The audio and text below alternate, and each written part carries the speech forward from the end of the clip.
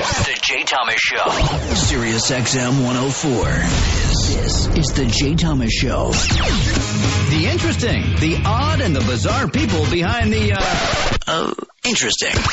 The odd and bizarre stories. Jay gets in it, stirs it up, and spits it out. He's a professional. It's all here on The Jay Thomas Show with Rodney Lee Conover, Julie, Madison, Kevin Meaney, Garrett and Christina, and Ira the Weatherman. This is The Jay Thomas Show. You're up. All right. Here we go again. Man, I watched, it had to be a half a dozen episodes of the Louis C.K. show. That is funny stuff. Did you watch when it started to get really dark and there was like the point of no return of darkness? Well, the thing I don't know is I don't know which episodes were first. There were some that were so silly that you're looking at it and it's funny, but it's silly. But the ones that are based more on reality seem to be the ones I enjoy the most. I mean, Ricky Gervais as his doctor, who was his friend, is pretty funny. And what is it? Nick DiPaolo playing his buddy, and they get in the fist fight and cuts her hand and all that. Nick is that kind of right wing guy, and Louis talking about how badly he's built and all. I have a funny feeling he looks like a big guy. Is he? I mean, like a muscular guy. He doesn't look like a fat guy. He's pretty solid, but he's right when he says that he's in sections and stuff. He is. I've seen it because he's redheaded. It's. Even when redheads have muscles, it's not fun. When redheads have muscles, even they have those freckles. And he's Mexican.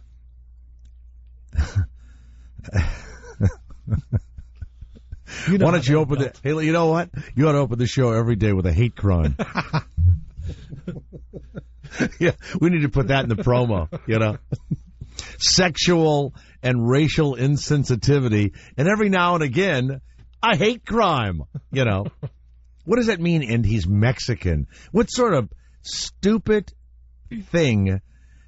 What sort of ridiculous thing to just yell out?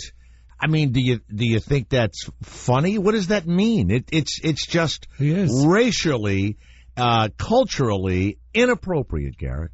It means when you said it, it meant what did it mean? Anything to you, Christina, at all? And he's Mexican. What is that? There's a little bit of how they're stain built in his voice. You know how they're built. Yeah. What about the prize fighters? The little, Pacquiao and Gomez. I don't know all their names, but they're thin. They're wiry. Are you talking about the stumpy ones, Garrett? Yeah, all of them. Those are Mayans or Aztecs. You said he was a redhead. What does that mean? Well, he has. I think he's Irish and Mexican. No, he's Irish and Mexican. That's what he is. Maybe. And what's funny is he kind of has taken the best of all the shows that we like. He's got the stand-up going of Seinfeld, and then he goes into the show.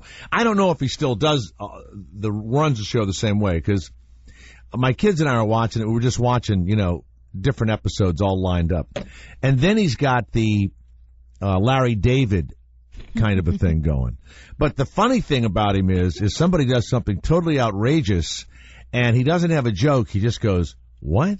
He just, it's his incredulousness. And then I thought, well, let me watch something else. They're making a big deal out of a show called Portlandia, which is about Portland, which I love that town. It's an interesting town. It's on already, or? It's its second season. Oh, wow. I heard about it, but I never saw it on.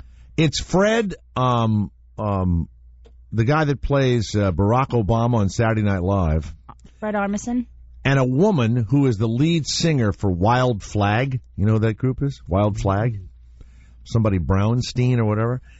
And they're so nerdy, and the show is so totally unfunny. I looked at it and I thought, and it's on Independent Film Channel. Oh, that's why I never saw it. Yeah. The weird thing is, and the reason why I bring this up is, the guy that I loved, and when I first started out, there was Bill Cosby was really great, a great storyteller. But Bill Cosby had been a big football player, and he had played at Temple University. I mean, he was a Division I football player. Did you know that about him? I did not. Yeah, he was like a defensive back, and I think he was an all-star in high school. I think his brother was a big star also. And then, even though people make fun of Woody Allen was always a really good athlete. He played sports his whole life, was a really good, believe it or not, infielder in softball in the Broadway League and in the Writers' Leagues and all that stuff. And when I was coming up... And he's Jewish. And one time he fucked a Mexican, you know. He's a Mexican I bet you Woody Jew. Allen has never fucked a Mexican. I will bet you any amount of money. Not some house cleaner or I was something? just gonna say, No. I think Woody has fucked a lot of people, but he's never fucked a I Mexican. think Woody has a lot of secrets. That's what Well, I but think. I don't, you know. But what I'm looking at now is, and you know, I've got kids that could have been really good athletes, but chose to be nerds. It's the oddest thing. Well, nerds And are cool in their generation. Yep. If they were I- born in our generation, they would be athletes and now out of shape, like we are. What's odd is that you know, when I was coming up, there were guys that acted and everything else, and this is strange, but this is the truth. If you look back at the old movies, even into the 60s, prior to that, most of the guys that cried in the movies, Rock Hudson, you know, find out later here, and so that's what's odd about now. These nerds have taken over comedy. And I look at it and I go, why don't we ever have a guy get up there or a woman and the women are all lesbians. Every lesbian, every comic, every famous female is a lesbian, you know, comic. I don't know why that is. I guess because you have to have the male gene to be really funny. I don't know. Except Lisa Lampanelli. And she's she no ought to be lesbian. she ought to be a lesbian. She is no lesbian. She ought to but be a she's lesbian. adored by the gays. Yeah, right. But I was watching this Portlandia. And the whole episode was about food allergies and how they're bitchy when they order stuff at restaurants, and they've used local people, and it was just unfunny. And I don't know, maybe it means something to somebody, but it's for outcasts. The comics now are doing all outcast. We were made fun of. We were beaten. I was gay. I was whatever. And you know, even when you watch football, you never see a college player or someone out of high school and they say what a funny guy this jock is. He might be a musician, right? He might be smart, but you never see that he's funny. Now, does this make sense to you, Garrett? All comedy now is by people who would pull something if they tried to run real fast. I agree. And it does not represent. I mean, most guys still play ball, and you know, and most girls are not lesbians when they're coming up, and so it's just odd. It's like The one exception is Joe Rogan, but he's got the muscles. And he was a big karate kickboxing guy before getting into comedy. I don't consider that an athletic. Oh, he'll kick anybody's ass. Well, fine, you can do it. You know what? One leg guys in your that learn how to fight and kick are as girlish as any other group of individuals. He's a stumpy bastard. Well, whatever, exactly. And there's these guys that have these bodies that they have the sculpted chest and the squared off biceps and all that. I mean, that they could be tough, they could be strong and all that. That's all that showy stuff. There are guys that are jocks, and you're one, Garrett. You're not, you know, nothing to look at when you take your shirt off. Thanks. But I know you're a jock. I know you can play ball, maybe street ball or whatever. But you just don't see guys come up. It isn't favorable. If Portlandia or the new cast of Saturday Night Live is any indication, and even the comics that I'm seeing, no one comes out and they're like a man. They're like a guy, you know. No one ever tells a joke about how many women they fuck and dump. It's all the women are dumping them, and they can't, you know. I mean, Louis C.K. is funny because he goes, "Can you believe women fuck me?" Which makes me laugh because I say the same thing. When a woman has your penis in her mouth, the first thing most guys think, just for an instant, is, "I cannot believe that you even want to do this," right? But you're not going to say it, right? But it's true. It's like, you know, guys really think awful shit after they get laid, right? The nerdy guys are so interested in talking about not getting laid, and then, of course, they're getting laid because they're nerds, right? And it's like the guys like Bill Maher, totally unathletic. It's like Dennis Miller, totally unathletic. I mean, they never did anything athletic. And they're guys that to this day, after they put you down a few times, you just slap them, and that'll stop that shit immediately. Like, if Bill Maher was giving me a rash of shit, and, I happen to like him, and we get along okay. But Miller, when he gave me a bunch of shit on TV once, I said, well, how about if I just slap the shit out of you right now? He went complete with those little tiny, Burger King tiny hands of his, right? and I look at that and I think, if you're going to be funny, you better be able to back it up or at least be able to hit somebody with something or other, I mean, Bill Cosby, when he was young, would have beaten the cold shit out of somebody. Just fucking crushed him, Even Joe Piscopo, who I think started taking the juice, will never know the truth, right? But, he was kind of an athletic guy, right? I think it's just funny when I watch Portlandia, I looked at it and I thought, these are comedians for the Ritalin Ativan, generation. Generation, that's right. And I think one of my kids, who's a drummer and has a terrific physique and all, and was a good boxer, but just doesn't want to do anything with sports. I think he'll think that guy's funny because he used to be a drummer. Now, the woman that's in it is so unfunny, and she's the lead singer of a group called Carrie, her name is Carrie Brownstein or something. Mm-hmm. Wild Flag, right? And she has no comedy credentials that I could find anyway.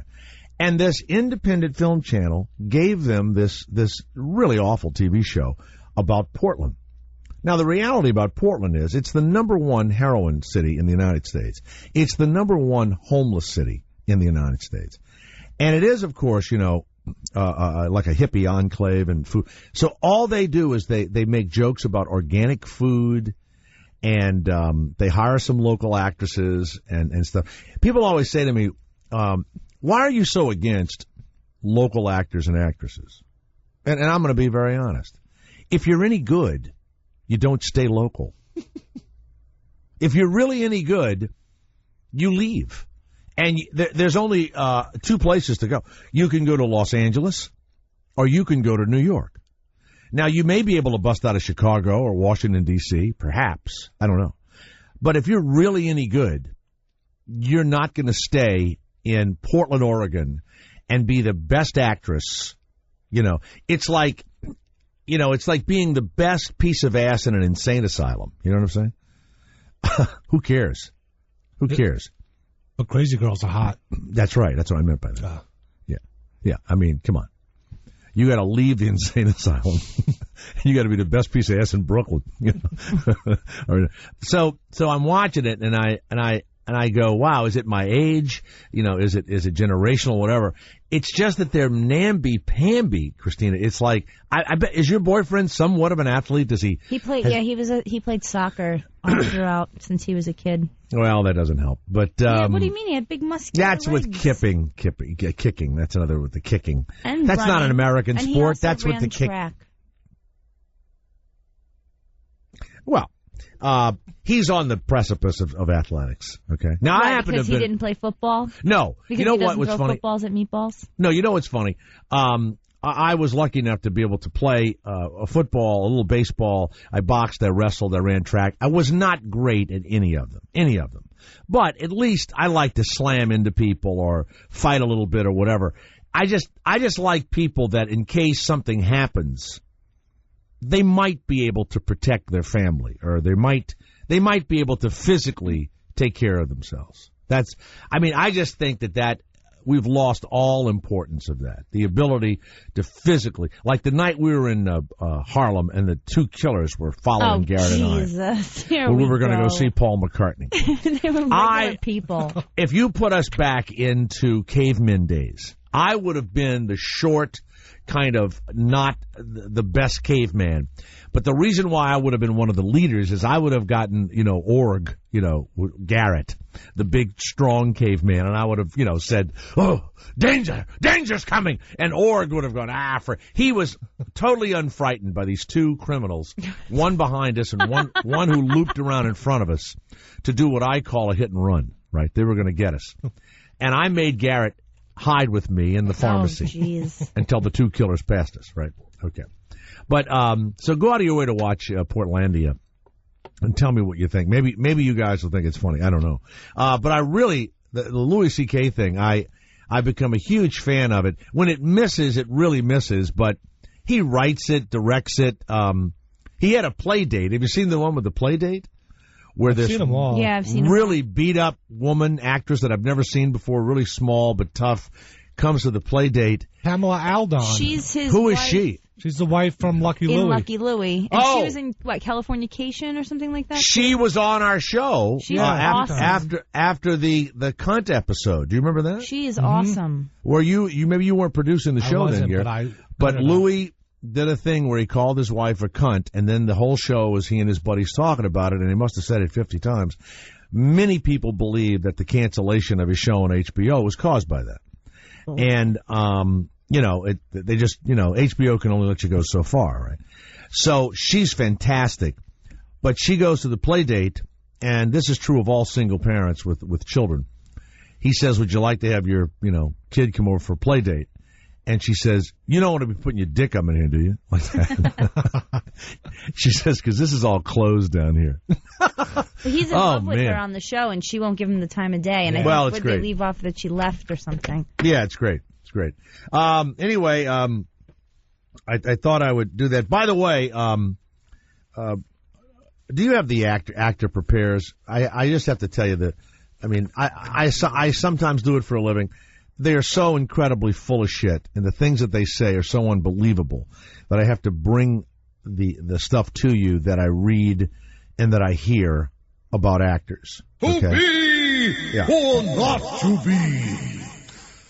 That is the question. An actor prepares. So this, yeah, thank you very much. So this actress, Rooney Mara, who is named for the Rooney family, owners of the Pittsburgh Steelers, and her last name is Mara. Her family owns a lot of stuff. One of the biggest things they own, the New York Giants, quite wealthy. And I hear she's a very good actress, and she probably worked very hard to get this part. They say that she auditioned for months to get the part. And she had to learn how to skateboard and do all this. And I'm looking at it thinking, why didn't you just go get this fabulous Swedish woman who was already the character to play the part? But they didn't. And the Swedish woman said she would have played it one more time. She's not going to play that kind of character anymore. She wants to look, feminine and attractive. The character of Lisbeth. And so, and I've gone out of my way to memorize the Swedish actress's first name. It's Noomi, and it's her last name is Parsi, I believe. I try to memorize actresses' name and actors' names that I want to remember, right? Because it's Noomi Parsi, I think. And then you've got Rooney Mara, right? I'm reading an article about how she had to learn how to skateboard and box and all this stuff. In the book, Girl with the Dragon Tattoo, because the woman, Christina, had been so offensively attacked by men. Her father was a horrible Russian guy who she ends up burning, catching him on fire and all this stuff. And he had chained her to a bed and raped her and all that. Other men had chained her and raped her and all. She could not look people in the eye when she spoke to them. Mm-hmm. It's a big part of the book.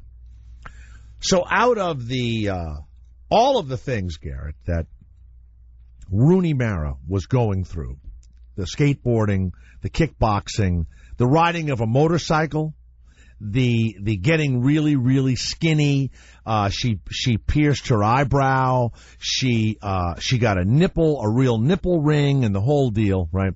The most difficult thing, and it took her almost the entire production she had to learn not to look people in the eye. I'm reading this morning, and I'm going, are you kidding? Are you kidding?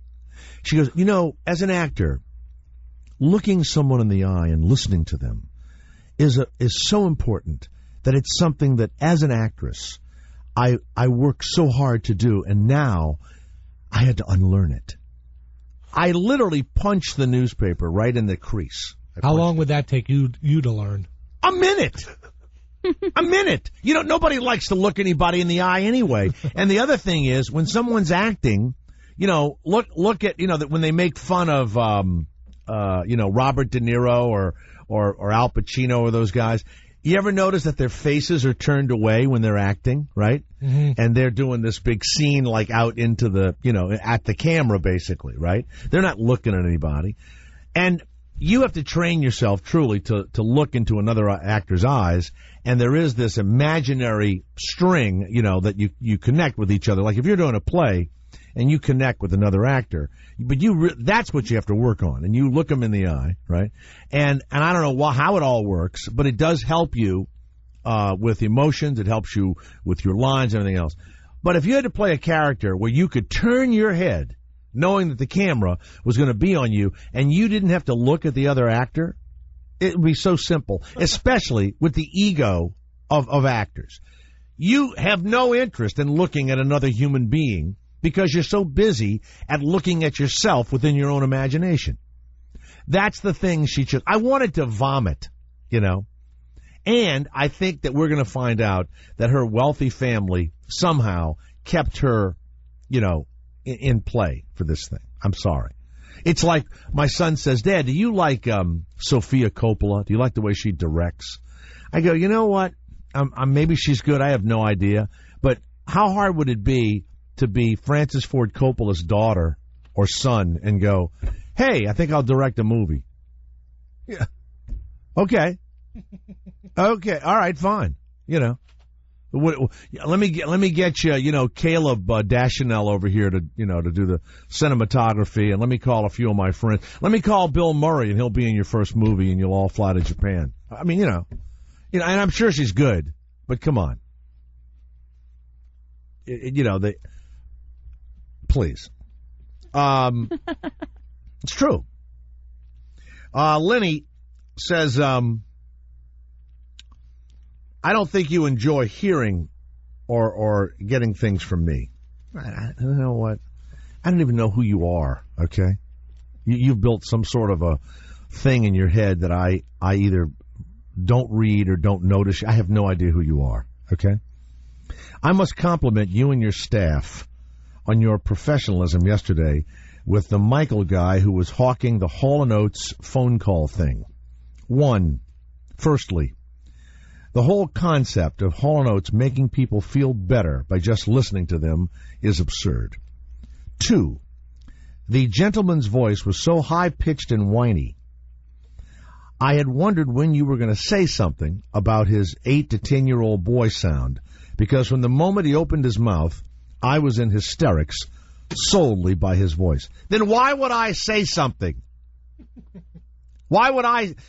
The guy obviously is a nerd, and a little nerdy guy with the same kind of humor that the people on Portlandia have, right? With the same background, being picked on and pushed into lockers and all that other stuff, okay?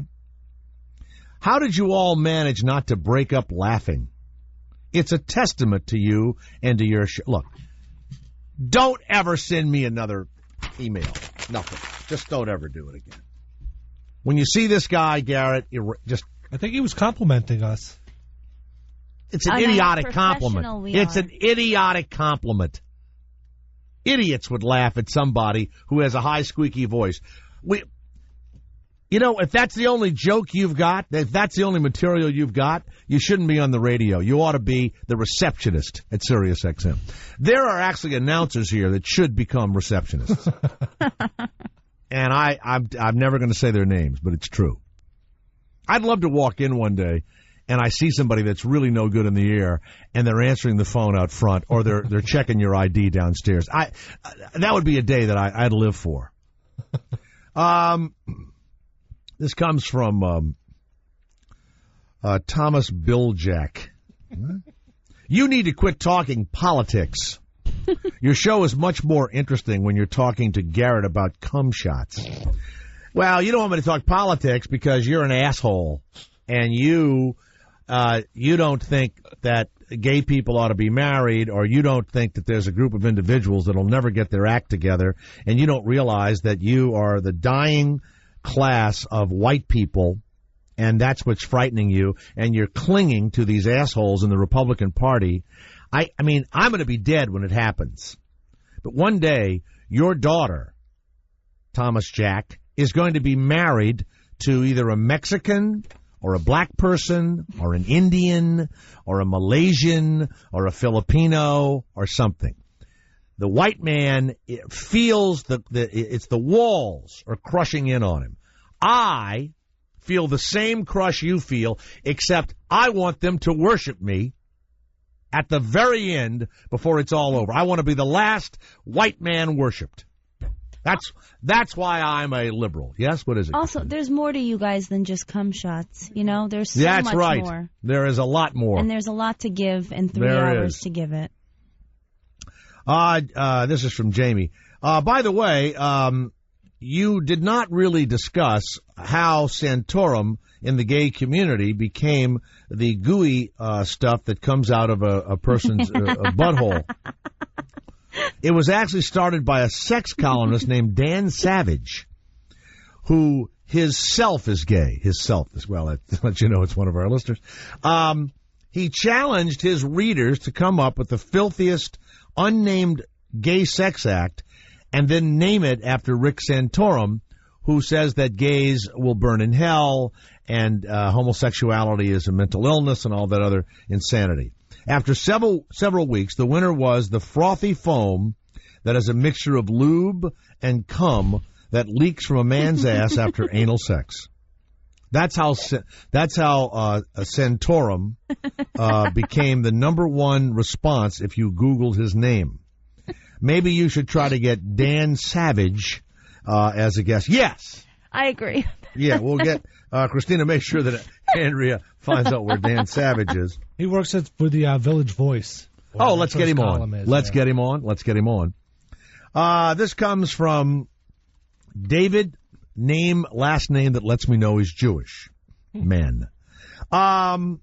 Contrary to your jokes and reviews of Pool Boy, which is the latest film that you're in that was released to video, I went out and rented it and watched it with my wife. And we, in capital letters, loved it. We thought it was clever and better produced than most of the other National Lampoon movies. It was almost too bad you weren't in it more. You notice everyone says that? Just wanted to send you kudos. The movie was actually funny. Signed, David, man whose last name tells you he's Jewish, man. Well, you know what? I went to the screening of it. Matthew Lillard, who is in The Descendants now, which is the George Clooney film, which is great, whose career, I'm sure, not only was over, but he looked miserable in Pool Boys, but he did a good job. No actors went to the opening of Pool Boys. No one.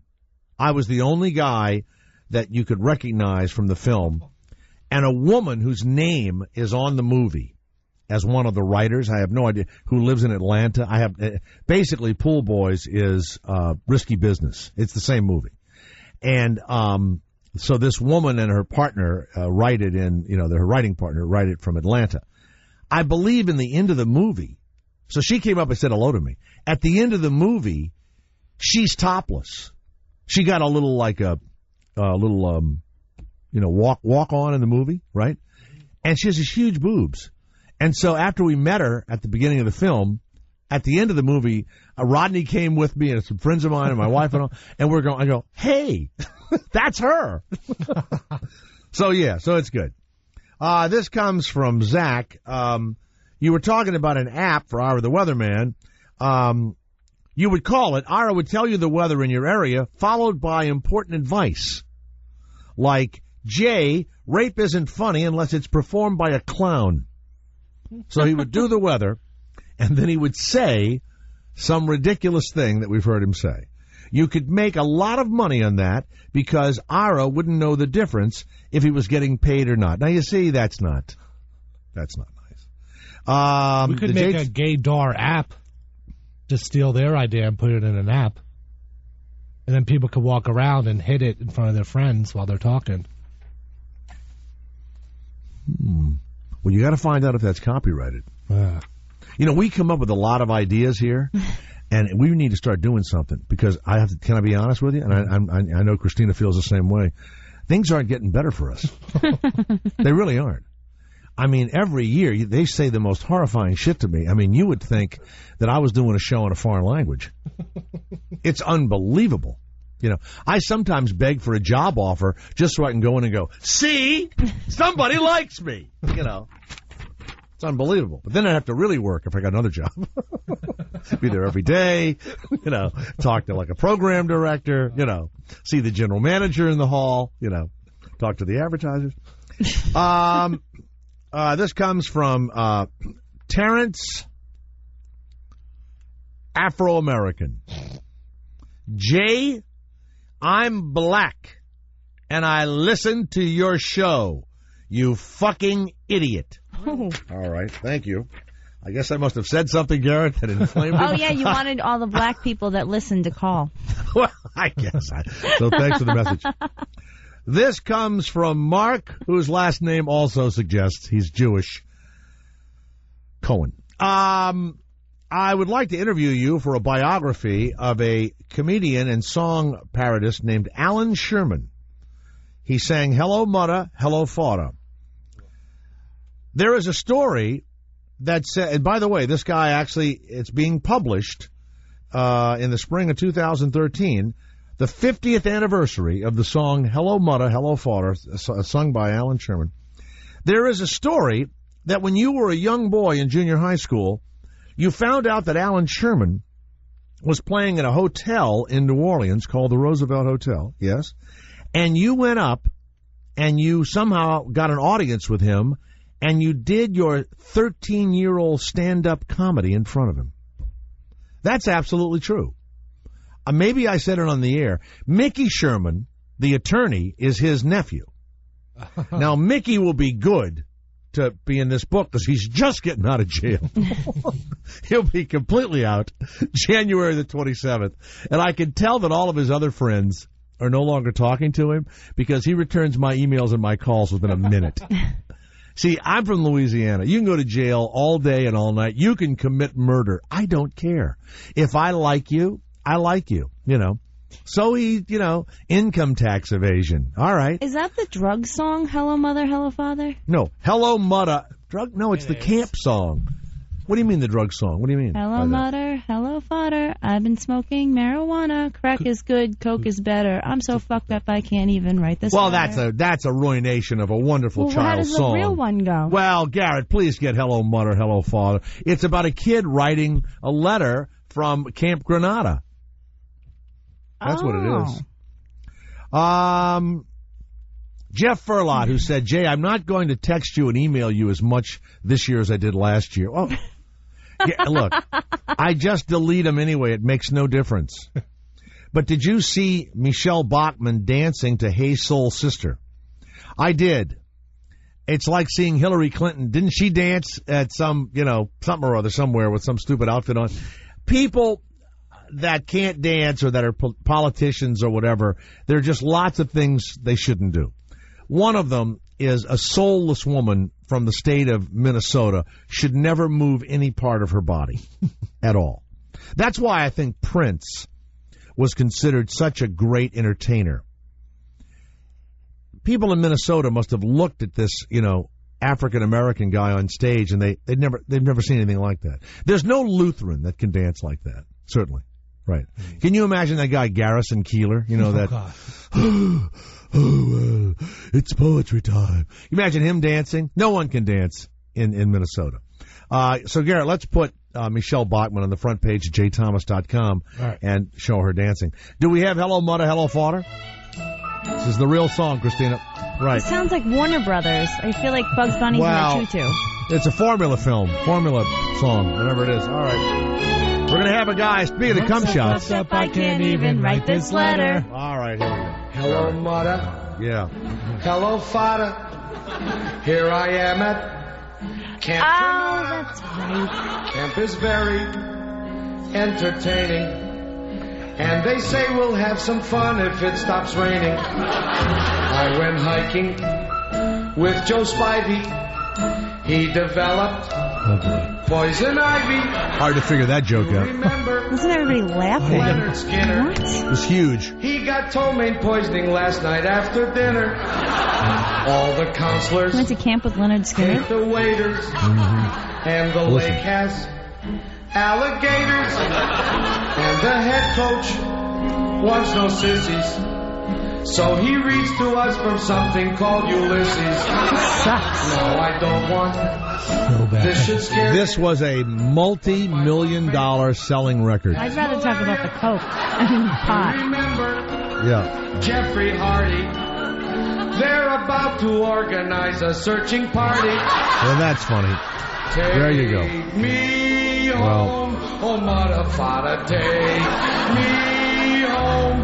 I hate Granada, don't leave me. They laugh because words rhyme.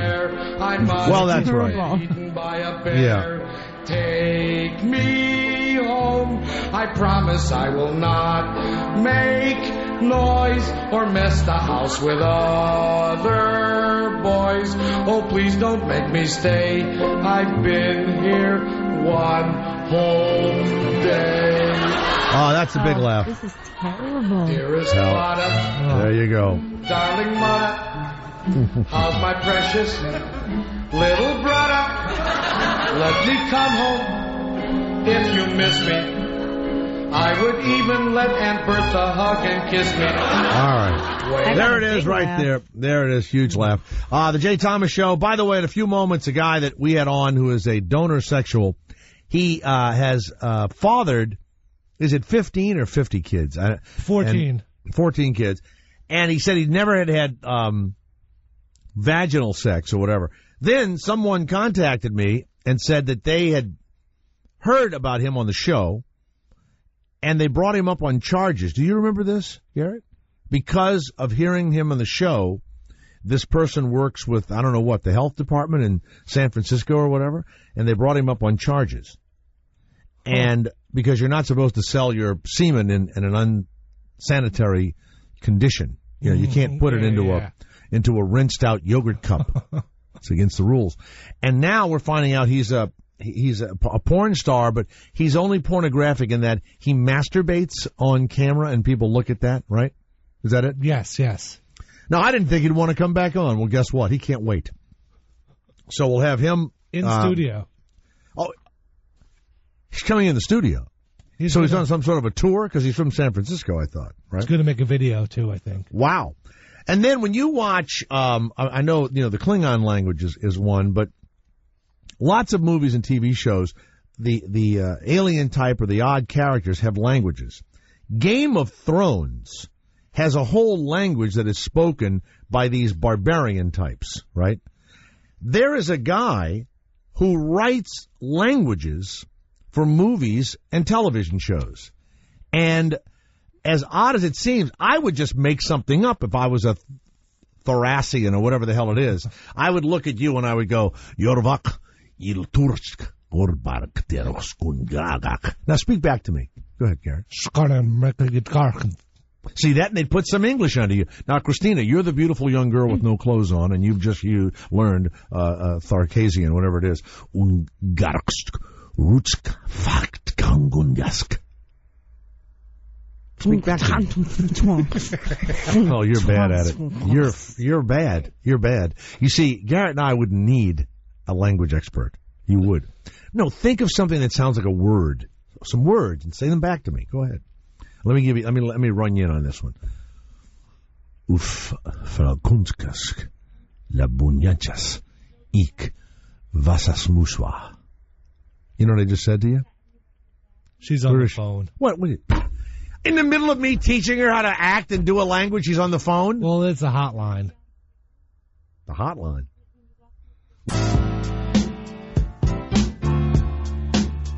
This is from the Louie Show, right? This is, and he actually got the original singer to sing for his theme song, which is... Well, I told you, I used to make jokes about this. This is the one I took the most payola for, right? Really? She was black. I knew this was a hit, and they couldn't get it played, right? So I was in, like, North Carolina, and I guess it became a radio, what they call a listener hit, you know, like a radio hit.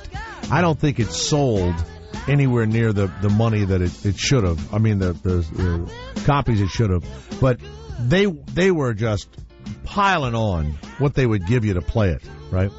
And I couldn't wait to play it. But I waited to see how much they were going to give me, you know. So, you know, I love this song. Who's the lead singer? What's his name? Oh, I forget. Right. You know what this is? This is a grinding song. I heard this in a club. Oof, man. I'd be grinding all over you. Whoever you are. I'd be doing we're doing the old Oriole.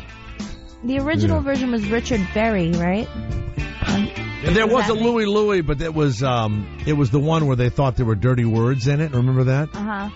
That original oldie, Garrett, you know, that the Kingsmen sang? Yeah, the Kingsmen. That's what it says here. Well, on that's what this is. It's a slow version of the so-called dirty oldie, you know. Only Ira would know the exact words to the original Louie. Let's go to Paul Revere and the Raiders. No, Paul Revere and the Raiders. No, it was the Kingsmen. Let's go to David of San Diego. Get the dirty lyrics to Louie. I haven't done this in years. There's kind of lyrics. It was a big scandal and made, of course, that song huge. David, San Diego, go ahead. Hey Jay, love the show, man. Thank you. Yeah, your show yesterday was fantastic. You had me in stitches when you started yelling at that stalker creep. Oh my God, I literally had tears in my eyes. What stalker? I don't remember. Oh, the guy that knew my name, and he was near this plaque when an engineer or and you know what's funny is when I need to take a leak in between L.A. and Santa Barbara, there's a place I pull off. And it's where there's some oil wells, right? And I kind of go around this dirt road and I stop and I take a leak. There is a plaque for George Bush's dad, H.W. And it's Bush number 23. I swear to God, they'll name the well after the person that invested in it or found the oil. And apparently there's some plaques out there with my dad's name on them at these oil wells, right? So that's what this asshole was saying. And that oil well, if it was in Kermit, Texas, hell, my dad drilled that in 1950 or something crazy. So I don't even think that's real. You know, I can't imagine there's something out there still pumping. Yeah, it's so dumb. And then they'll always try and find out, you know, who your kids are and stuff about your wife and all that. I mean this. I would love one of these assholes to come anywhere near my house. I couldn't wait to fucking kill him. When David Letterman is being stalked or and they go to court to get a court order to stop a person that's scaring their family or whatever. No, let them come the fuck into your house and fucking kill them. I mean, what's the decision? What's the decision? A guy climbs over your fence like Jennifer Aniston, I think, was sunbathing naked or whatever. A guy jumped over the fence of her home, and he had a camera. And, of course, she, you know, goes about screaming or whatever. Now, you know she's got a houseboy or an assistant or something. Kill the fucking guy. Kill him. Kill a guy from TMZ if they come into your home. Because as far as I'm concerned, if you enter my home, you're threatening me. I assume. Now, after you kill them, you've got to kind of, you know, make the story better, David. All right? They came in. You've got to get a kitchen knife, put it in their hands, and get their bloody fingerprints on the kitchen knife. I mean, let's be honest, right? I agree. And you have to sprawl them in such a way that you can see that their hand is moving with the knife toward something, right? And so you lay them out and you kill them. Now, if you think breaking up with having Brad Pitt dump you for a bisexual woman that likes to adopt children and they don't even talk to each other anymore. Imagine how Jennifer Aniston's career would take off if she blew away some asshole that entered her home uninvited and tried to take her picture. Oh my God. She'd be in the next girl with the, the dragon bleached asshole, So, yeah, you know what? And you know what's funny? I'm not frightened because I can't wait for someone to do it. I can't wait. I mean, there's no hesitation in hurting someone who enters your home and frightens you. None. Now, you can't do it in the street. I knew a guy in New Orleans who used to hire unlicensed and unbonded roofing guys. And so he would have these guys do roofing on all of these buildings that he owned, right? And they would be making like $8 an hour. I think he went to jail for this, but a guy fell off the roof of one of his apartments. And his back was broken and he was unconscious. This guy dragged him into the street so that when the authorities found him, he would be on public property. Now, it took them a while for people to begin testifying against him, but yes, you can't do it out in the, they can't attack you in the front yard. You'll get in trouble. You got to get them enclosed in your area, Oh yeah, absolutely. And remember the bloody fingerprints, all right, David? Yes. One time there was a guy who came to our home, and he was an inspector for the city of Los Angeles. And we had a neighbor who complained about a little pool house that had been there for 50 years. This little pool house. We cut down some bamboo or something, and now the pool house was exposed. The next door neighbor calls the city, and they send this guy out, and he goes in the backyard, and he said, this pool house has to be torn down. That's what he says. And I go, torn down? It's been here forever. They go, well, it was built illegally 50 years ago. It has to be torn down. So I said, we're not doing that or whatever. So I get all these people. And so the guy's inspecting the house. I said to my wife, go into the pool house right now and rip your shirt open and begin screaming rape. And she said, what? I go, you want him to tear the pool house down? Is that what you want? You want us to have to tear this fucking thing down? And we get in a big fight in the house because she won't pretend the guy's trying to rape her. Jeez. It would have worked like that.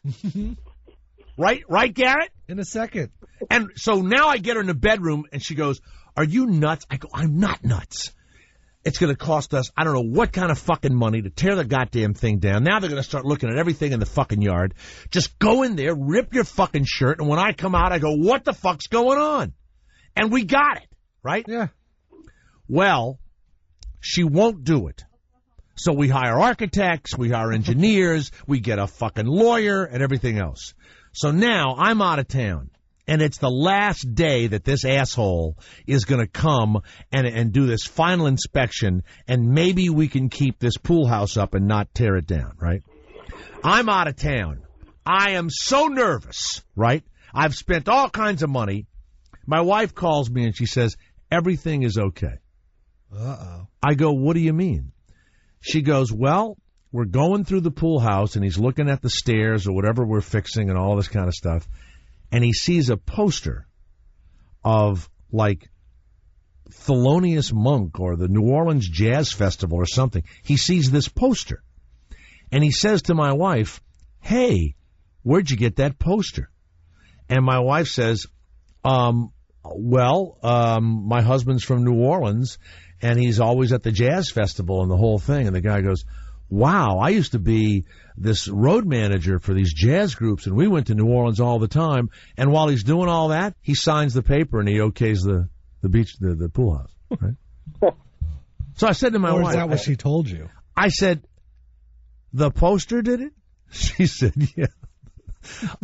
And she said, and you were going to have me rip my blouse open. I go, well, that would have worked too. Mm-hmm.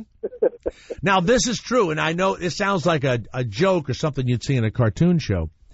This guy would go into people's houses after they'd done a bunch of work, and he would point to something, and in this case, a woman had put down a patio, a fabulous patio.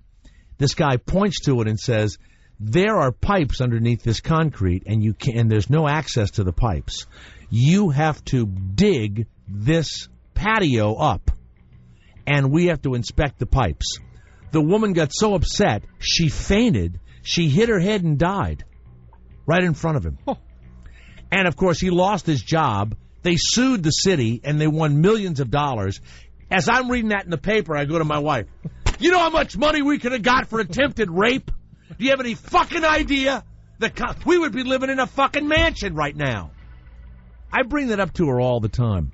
Someone comes into your home, and if you're not going to kill them, act like they're trying to rape you. Christina, please remember that. Please. I got it covered. I have a whole plan. You want free cable?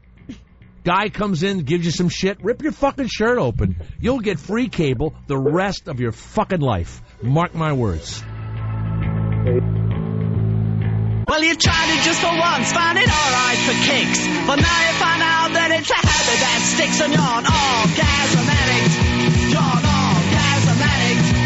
Sneaking in the back door with dirty magazines. So your mother wants to know what all the stains on the jeans. And you're an orgasm addict.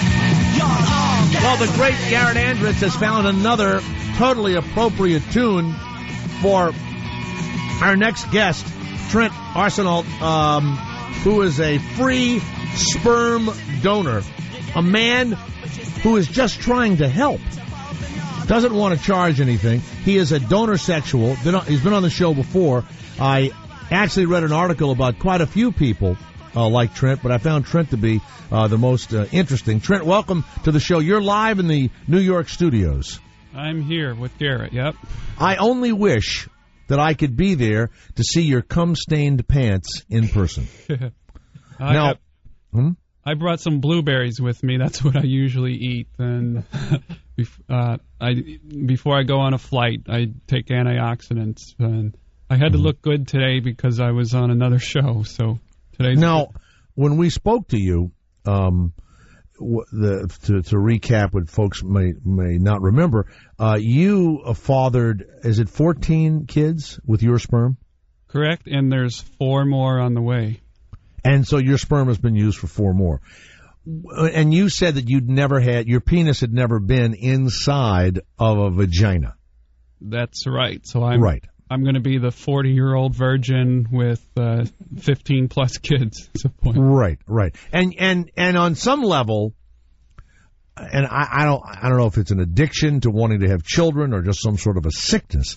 There are many people that find what you do to be unhealthy in some way. I see it as helping people. I donate for free out of compassion, and it's not to create millions of copies of myself. It's just... That's what I accused you of the last time you were on. All right. Being like one of those boys from Brazil when they did their Little Hitlers. Oh, I don't remember that. Did you ever read that book? Read that book. Oh, you'll love it. You talk about a page turner, especially for you, okay? If the pages aren't stuck together. I'm sorry, man. I just had to go there. Listen, here's the crazy thing. What are you doing in New York? Because prior to this, you were kind of this unknown guy, and then this article came out about you. Was it in San Francisco? Yeah, I was in Newsweek magazine before that. Right, and so now what? Now you were in New York. What other show did you do today? They told me I can't I mentioned their name, but it's a big show. And TV? Yeah, Garrett's watching it right now. I'm behind him. And why can't you mention the show? Because it's going to air in the future, and I guess... Oh, I see. That's okay. I got you. I'm with you. It's going to go live, yeah. Okay, so it's taped for later, okay? Which means, are they frightened that what you talk about is controversial? It could be. They had several panelists on there, and some had their opinions that differed from mine. So, is Christina in the room? Christina, are you there? She's in the kitchen getting drinks. Okay, because I want her to take a look at you when she comes back, Trent, because if I were to, want to use somebody else's sperm, it's going to be mixed, of course, with the woman's, egg, and then, your body type, your vocal, attributes, your mentality, a lot of that is going to be coming out in this offspring. So I'm going to have Christina critique you physically and even though she doesn't know you, psychologically as much as she can. Can you handle that when she comes back in? Yeah, I wish she would have. You'll have to watch the show because you'll see one of the offspring there on the show, and the audience was quite wowed and saying the oohs and ahs. It was a little 2-year-old girl. So they brought one of your kids on this future show. Now, when you see these children, do you get some sort of pang? Do you feel a kinship to the child? I try to guard my emotions because I don't want to convey that I'm the parent or someone who's attached to the child. I had to prep myself going into this, knowing that it will be tough meeting some of the biological kids someday, and but it's tough on me. I mean, I get teary-eyed when I meet some of these kids. I was saying at the beginning of the show that when I was young, it was a big deal to be a jock, and then funny guys. Sometimes they were ball players or whatever. Nowadays, it's you're not supposed to do the manly things or the masculine things and men have to suppress, the things they'd like to do. If I had 14 kids, using my sperm, and they bring out a couple of them on a talk show, instead of going through everything you went through, you should have gone, that's one of my baby bitches right there. I mean, that's the way you got to go. Look at that little boy. Woo! Your daddy is, and you're not going to cry when you're doing that. So go in the other direction and be more like your sperm, which is just battling, 80 billion spermatozoa battling to get to that egg, and only one spermatozoa is allowed to enter that egg, unless, of course, it's a 1 in a billion chance when two hit it at the same time. You know this, right? Right? Yeah. So be proud as a man, just as proud and just as aggressive as the spermatozoa that you're releasing on the world. You need to have that aggression.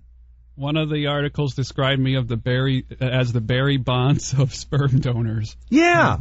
Be proud of it. Look at him. He doesn't back down. He fucking knocks home runs, takes fucking drugs. I mean, come on.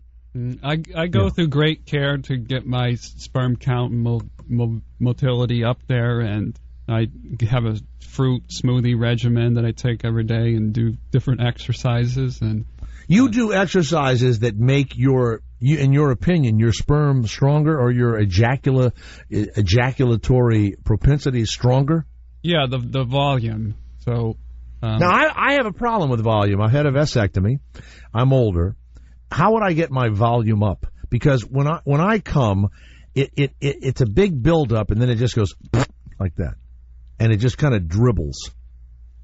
So what I would do sometimes is I shake my penis, and I use my own spit, and I use spit, and so it seems like the cum is flying all over the room, when in fact I've had to add to it.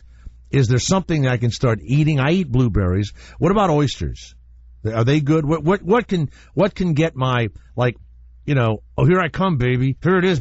And then bam, a big glob like in the old days. Oysters they contain zinc, which is good for strong DNA, but I don't know if there's any volume tied to that. No volume with that. What about milk? If I drank a quart of milk and then came within 8 hours, does that help? Yeah, but it's got to be raw milk, not the pasteurized stuff. And I have a farm near me, Fresno, California. They deliver the raw milk to my house. I get 2 gallons a week, and I believe that does something to help me out with fertility. Why don't you buy a cow? I thought about that, but I live in the Silicon Valley, and I don't think. Well, no, you can find you would board the cow somewhere, because if you think you're good at pulling your penis, imagine how good you'll be at pulling a teat. I mean, you would be like, they'd probably hire you. And you know how the sperm, not the sperm, I got sperm in my head. The milk goes into the. Hold on a minute. I'm gonna have to make a sound effect here. Hold on 1 second. I gotta make a sound effect. Trent, are you enjoying your time in New York? You having a good time in New York? I am. It's colder here, though, in California. All right, that's enough for small talk. So I've got a pretend bucket in front of me, and I'm going to put water in my mouth and make the sound of a cow's teat and the milk going into the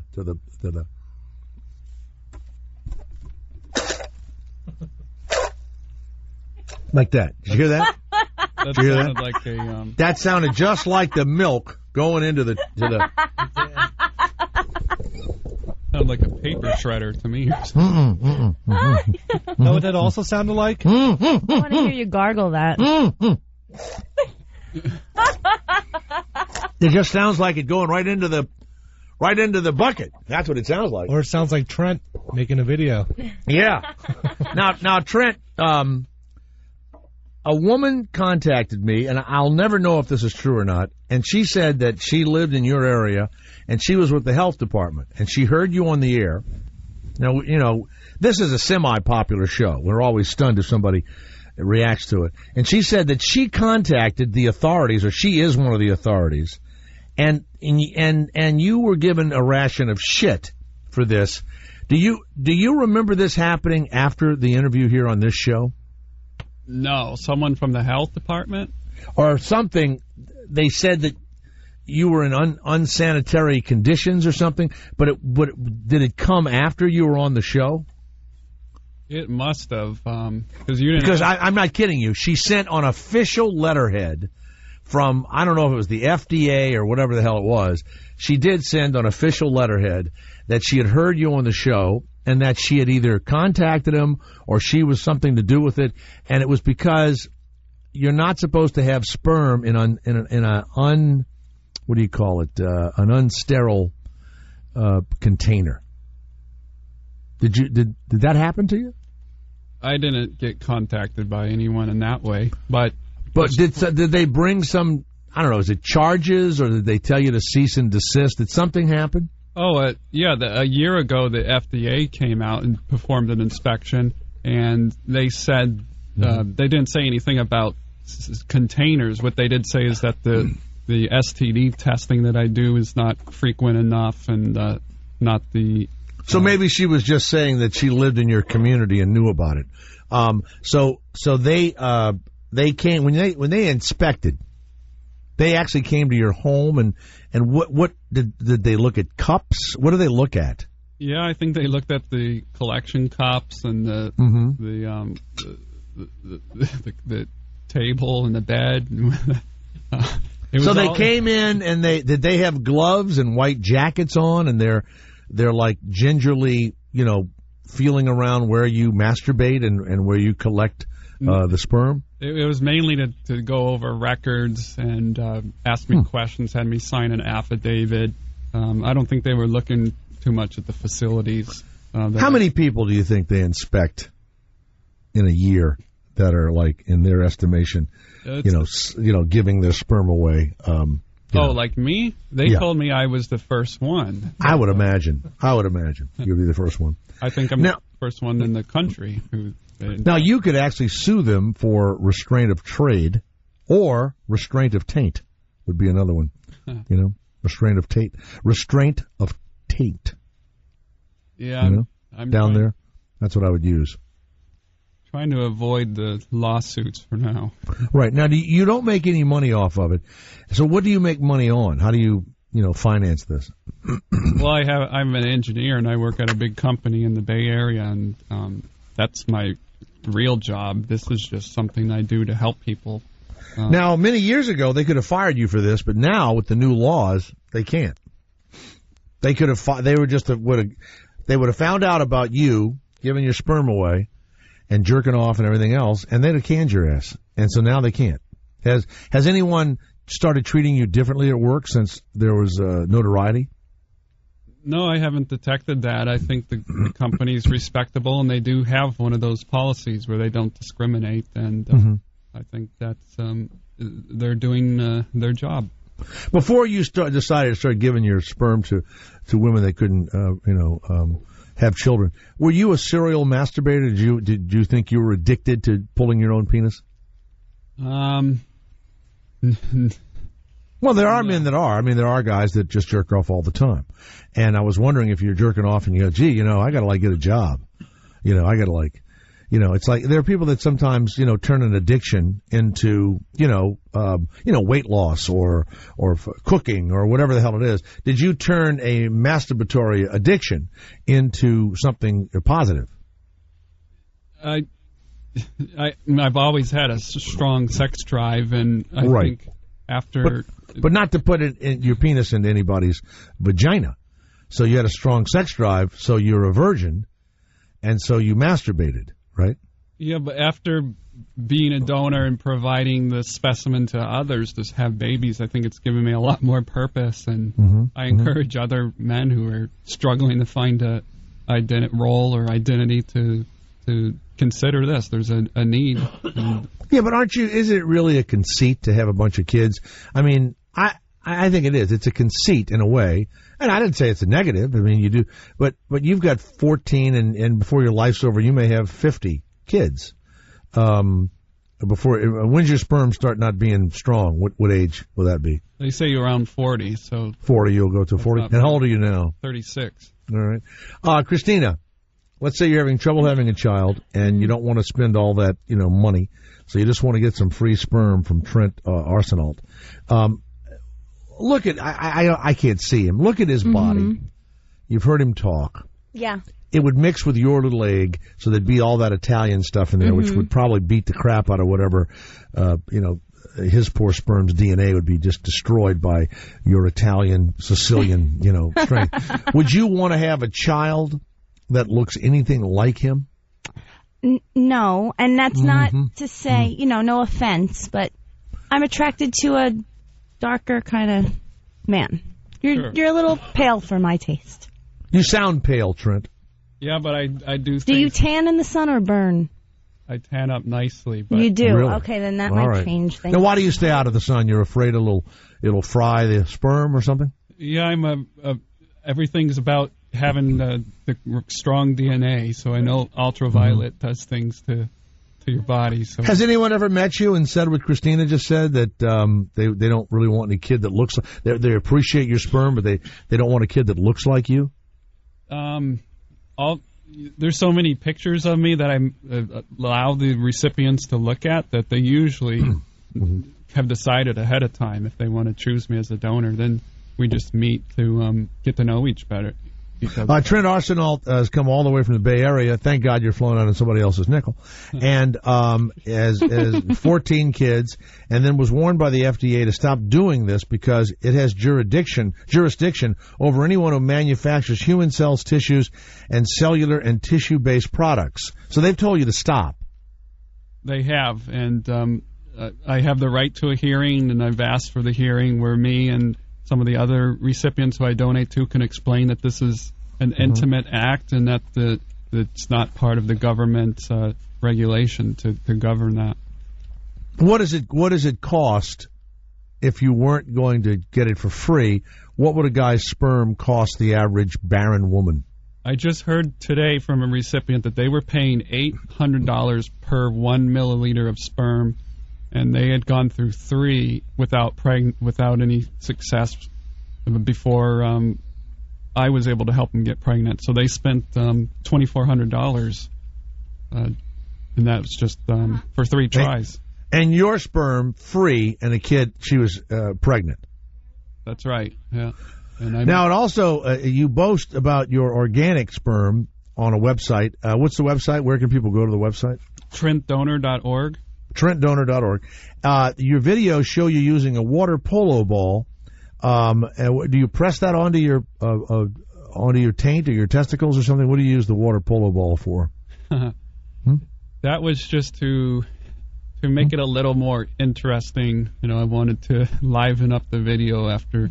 You don't shoot any sperm on the ball and it goes across the water, does it? I can't waste a drop of it, No, you can't. Do you bounce it off of your erect penis? What do you use the water polo ball for? I think that was just a prop in the video to, some people like water polo, so I'm a swimmer, and I had that laying around. And what's Trent Dog? Is that the kind of a name people call you? Yeah, it's the handler, they make you pick a name to go by. So Snoop Dogg. So I did Trent Dogg. Now, you're much they lighter also, than Snoop Dogg. They show you pleasuring yourself on an airplane toilet, captioned with snakes on the plane. Was that really in a plane? You were flying somewhere and you jerked off in the bathroom of the plane? Were you going to deliver some sperm? Is that why you did that? Yeah, it was before I was a donor, I think, that video. And it was more of a replication, not an actual ejaculation on an airplane. So you are such a calm-sounding guy, and you don't sound like a wild sex maniac. But also online, many people say it's pornographic because you masturbate online. But are you masturbating for someone's pleasure watching, or are you just allowing people to see the process of the organic sperm that you're going to be donating? Yeah, I get questions every day. What is a donor sexual? How do you handle your sex drive? How do you achieve the volume of ejaculation that you're able to get? And after receiving so many questions and requests for that information, I thought it'd be helpful to document the life of a donor sexual. Now, I have to be honest with you. When a guy gets really hot and somebody's sucking on his penis, or there's going to be sex or whatever, and there's, you can be a man or a woman licking your penis and everything else, when you get really hot, and this is nature, a lot of sperm comes out. So why wouldn't you use somebody's mouth or somebody's hands or something to get you going? Because all the stuff you do works, but I'm telling you, there is a heat factor, there is a turn-on factor that was put into your loins by God himself, so that more ejaculate could come out and would make you. That's what sex really is. That's why nature made sex, so that you'd get kind of turned on, and it would make more come out. Have you ever considered that? Yeah, I've read that actually. That your sperm count is higher when the certain acts are involved. It's nature's chemistry set. I mean, it's what it is it's the physics of nature causing the chemistry of nature to respond. I mean, it really is. It's how it works. You, of course, are doing great, but why wouldn't you just hire an assistant who massages your balls and turns you on and puts some organic lube on your penis, and then when it's time to come, they back away, and this big, shot of jizz comes out, sterile jizz. Yeah, I read about STDs before going into this, and I know what I found out is that there are several STDs that can even be passed by skin to skin and oral. Well, they'd be using gloves, and the woman could put a thing, or the guy could put a thing in his mouth, which prostitutes do. They put it's like a rubber that goes in your mouth. Have you ever been to a prostitute? No, I haven't. Okay. It's amazing. They have these rubbers, right? They'll have it in their hand. They're almost like magicians. So your penis gets hard. Garrett, have you ever been to a prostitute who went down on you? Ever? Never. Your penis will be out there. They're jerking your penis. All of a sudden, with one move, almost like a magician, this condom goes onto your penis. Ooh. And then they finish you in the condom. Yeah. It's pretty amazing. It's so that they don't get, your STD, on their skin or in their mouth. So there's a way to do it. I would say if Trent, why is it imperative to you that you don't have sex, or that somebody doesn't help you, with gloves on, get that ejaculate going? Oh, I donate so often that it would be too costly if I had to pay someone to help me. So I've developed my own system, and I think it's working. I think the evidence has shown that you can be without a partner and still have a high sperm count and have pregnancies. Now, when you're jerking off on the video, you've got to know that there are people that are watching you and getting turned on. So that may be kind of the same thing we've been talking about. Do you think about people watching you're about to come, and does that get you more excited? That does happen, and it's helped me be more successful as a donor, because I have to keep my sex drive up there, and I can't just live like a hermit. So I've developed this system, and I think it's unique and it's working. Have you ever been in a bar and someone said, hey, that's that Trent Arsenault who gives his sperm away and he's never had sex with man or woman, and they try to get you to have sex? For my sperm count, I have to avoid alcohol and tobacco smoke. So you don't go into a bar? That's nothing. Your whole life is just masturbating. Yeah. I even have a microfiber scarf with me, so when cars drive by me, I can put it over my mouth and not breathe exhaust fumes. Now, Garrett, who's standing in front of you, when he watches a porno film, he lives for the money shot. The climax. The climax, yeah. You know, now when you're looking at Trent, he must be a hero to you, Garrett. He must be. I mean, Trent. Well, you ever see those football pictures? What do they call the big heads? What are those things are called? Fatheads. Fatheads. You got to get a big fat head of yourself, Trent, so people can put you on their wall because you're like a hero. You're like a masturbatory, hero. I would bet that I've jerked off more times than he has. I feel like that's true. He should have my fat head. My penis fat head. Now, you hear that, Trent? Here's a guy who's you do it for a living, and these amateurs are saying they do it more than you do. Garrett's pretty sick in the head. I feel like you're a serial masturbator? He's doing it right now. All right. Trent Arsenault, by the way, if you are out there and you and your loved one, you can't have children, how do they get in contact with you? What do you want from them? That you would donate your sperm for? Like, what do you need to hear from them before you'll give them a cup of your sperm? I don't ask for any compensation, and it's... No, I mean, what kind of person are you looking for, Oh, I donate to married male-female couples who have fertility issues, and I also donate to female partners as well. So let's say you see the picture of two people, and they are just butt-ass ugly, and you don't feel as though that they should be recreating any of this or procreating. I mean, I'm sorry, but we've got enough, big, fat fucking losers running loose out there, and they want your sperm to have another fucking miniature of them. Would you still give these two, unfortunates your sperm? I think the genes that I'm spreading are hopefully the genes of compassion, and as long as the kid inherits that trait, I'll be happy. Even if he comes out just as fat and ugly as his parents? Or as skinny and emaciated looking, or they're broke and they're just, scumbags, and you give them your sperm and you get this fucking dumb fucking scumbag kid running loose, with dirty underwear, down by a creek. You would still give them your sperm. Did you ever see that Arnold Schwarzenegger movie, Twins, where they had Arnold and the other guy? Danny DeVito. Yeah. Is that what you're talking? That's what I'm saying. Right. Now, you're going to catch a plane. We're going to let you go in a second. Yeah. Sean Arsenault of Massachusetts. Sean, is that your real last name, by the way? Yep. Turn your radio down. Turn your radio down. Turn it off. Sean? Hello. Yeah. Yep, that's my name. Do you think you are related to Trent in some way? I was just wondering if he's got any family from New Brunswick, Canada. Almost all of them are from that area: French Canada, New Hampshire, and Vermont and Maine. And interestingly, one of the oldest Arsenaults to ever live is from that area, and she lived into her 115 or so. You ever hear that story? No. Hey, Sean, are you upset that you share a family with a man that masturbates, not for a living, but for the good of the world? Not at all, Jay. It must run in the genes. You're a big masturbator yourself? Absolutely.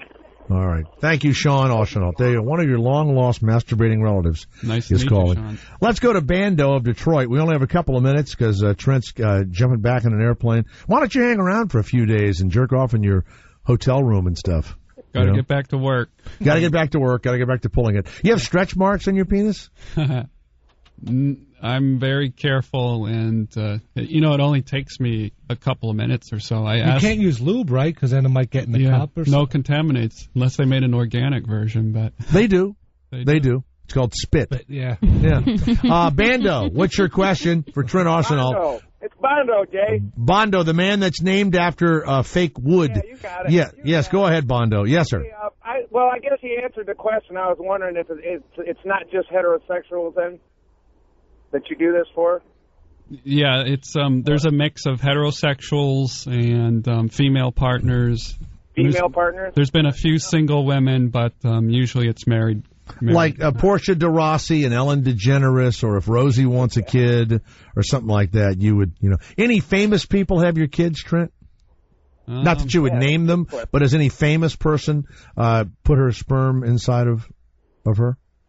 I can't think of any, but I got one more question. I'll let you guys go. What do you do for a living, Trent? I mean, if you're not getting money for this, so how you getting? I'm just wondering what you do for a job. I'm a how you afford to do that.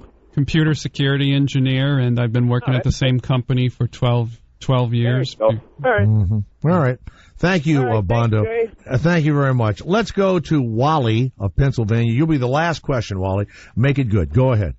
Oh, hey, guys. Yeah, I just wanted to ask the guest there, don't you think that two of your siblings could eventually meet and fall in love and have a kid of their own and not even know that they're like half you and have some kind of mutant type whatever? My God. Two of your children could meet and have sex, Trent, and they would be born with 6 toes or 7 feet or something like that. Have you ever thought about that? How do you keep them How do you regulate it? from screwing each other? You do that all in the same town, aren't you blasting that same sperm and it just stays in one area? Good God Almighty. Wally, what a great question. You're blasting that sperm right in that little Silicon Valley area. Oh, God. This is a horrible thing, Trent. It could be a movie. What is it? What are your plans to stop this?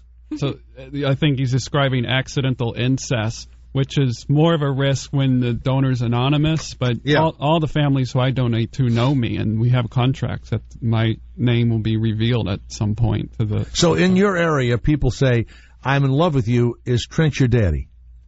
If they were donor conceived, yeah. Right. All right. Trent Arsenault, you're doing a good thing. By the way, if you were to describe your sexuality, are you hetero or homosexual? What do you guys think? I think I fit in. I have a John Deere hat on right now. He looks heterosexual. Love You're a calm heterosexual. I think you could go either way. I think that if you were just out there on your own, or maybe after you're 40, somebody grabs your crotch, you may, come on. Pull a you'll go. Okay.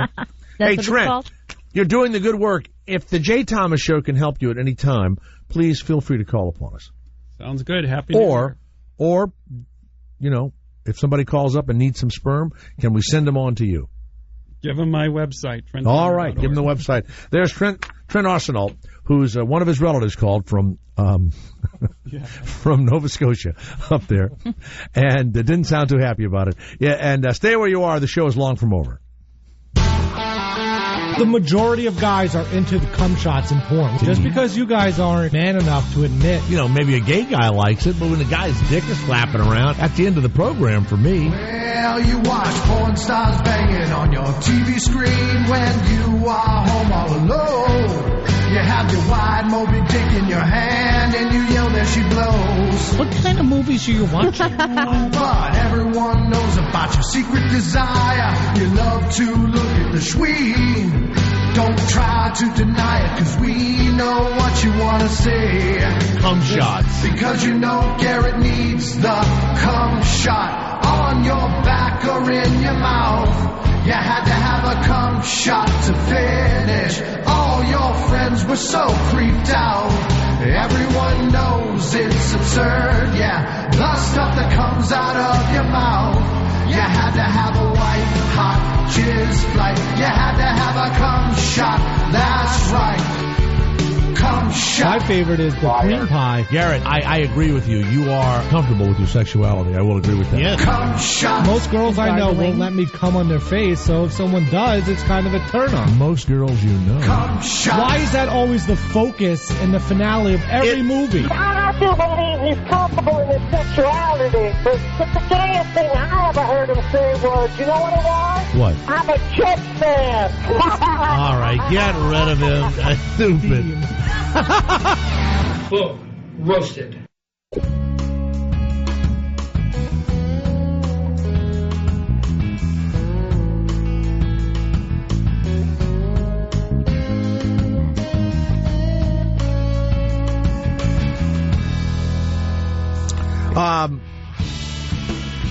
sounds kind of. He got that. Yeah, he got a creep. Vibe. Aura, yeah, like very shy. He shook my hand twice. Yeah. And he touches his penis on a regular basis. No, he doesn't. Yes, he does. He kind of pulls on it at his pants? No, it's his profession, right? In life. Like, he's a professional masturbator, pretty much. He touched me twice with his hand.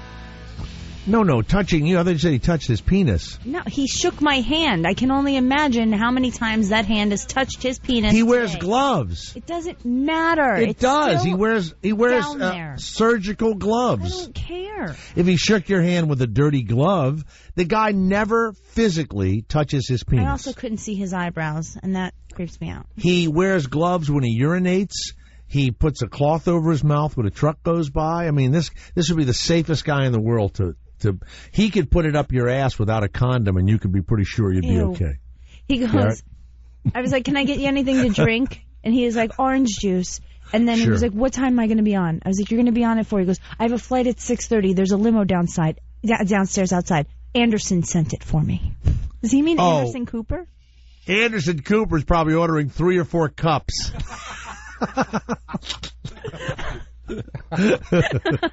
Just in case they invent an ass baby, No, that's why the show is all secretive, because it's not really a show. Please. It's just Anderson wanted to become... No, you know what it is? It's that terrible Anderson Cooper talk show, which is just so awful, I've said this before, and I mean, when Ellen DeGeneres has a woman come out, or when Anderson Cooper has a good-looking guy on, or whatever, men for years have always said, "Oh, how attractive," or that.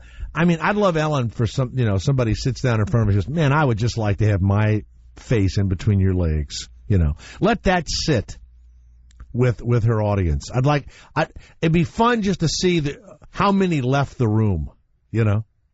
By the way, I saw a picture of Portia de and of Ellen DeGeneres. I don't know why this happens, but the more they force themselves into this, they must be accepted, the more mannish they become. And Portia de Rossi used to be beautiful.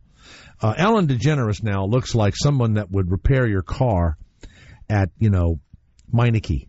Okay? I mean, she's done as a female. But Portia de Rossi, her teeth are all brown, right? Because they don't want to have too much cosmetic stuff going. Whatever. It's unbelievable. It's just it's actually sad. And it's like, to me, go all the way.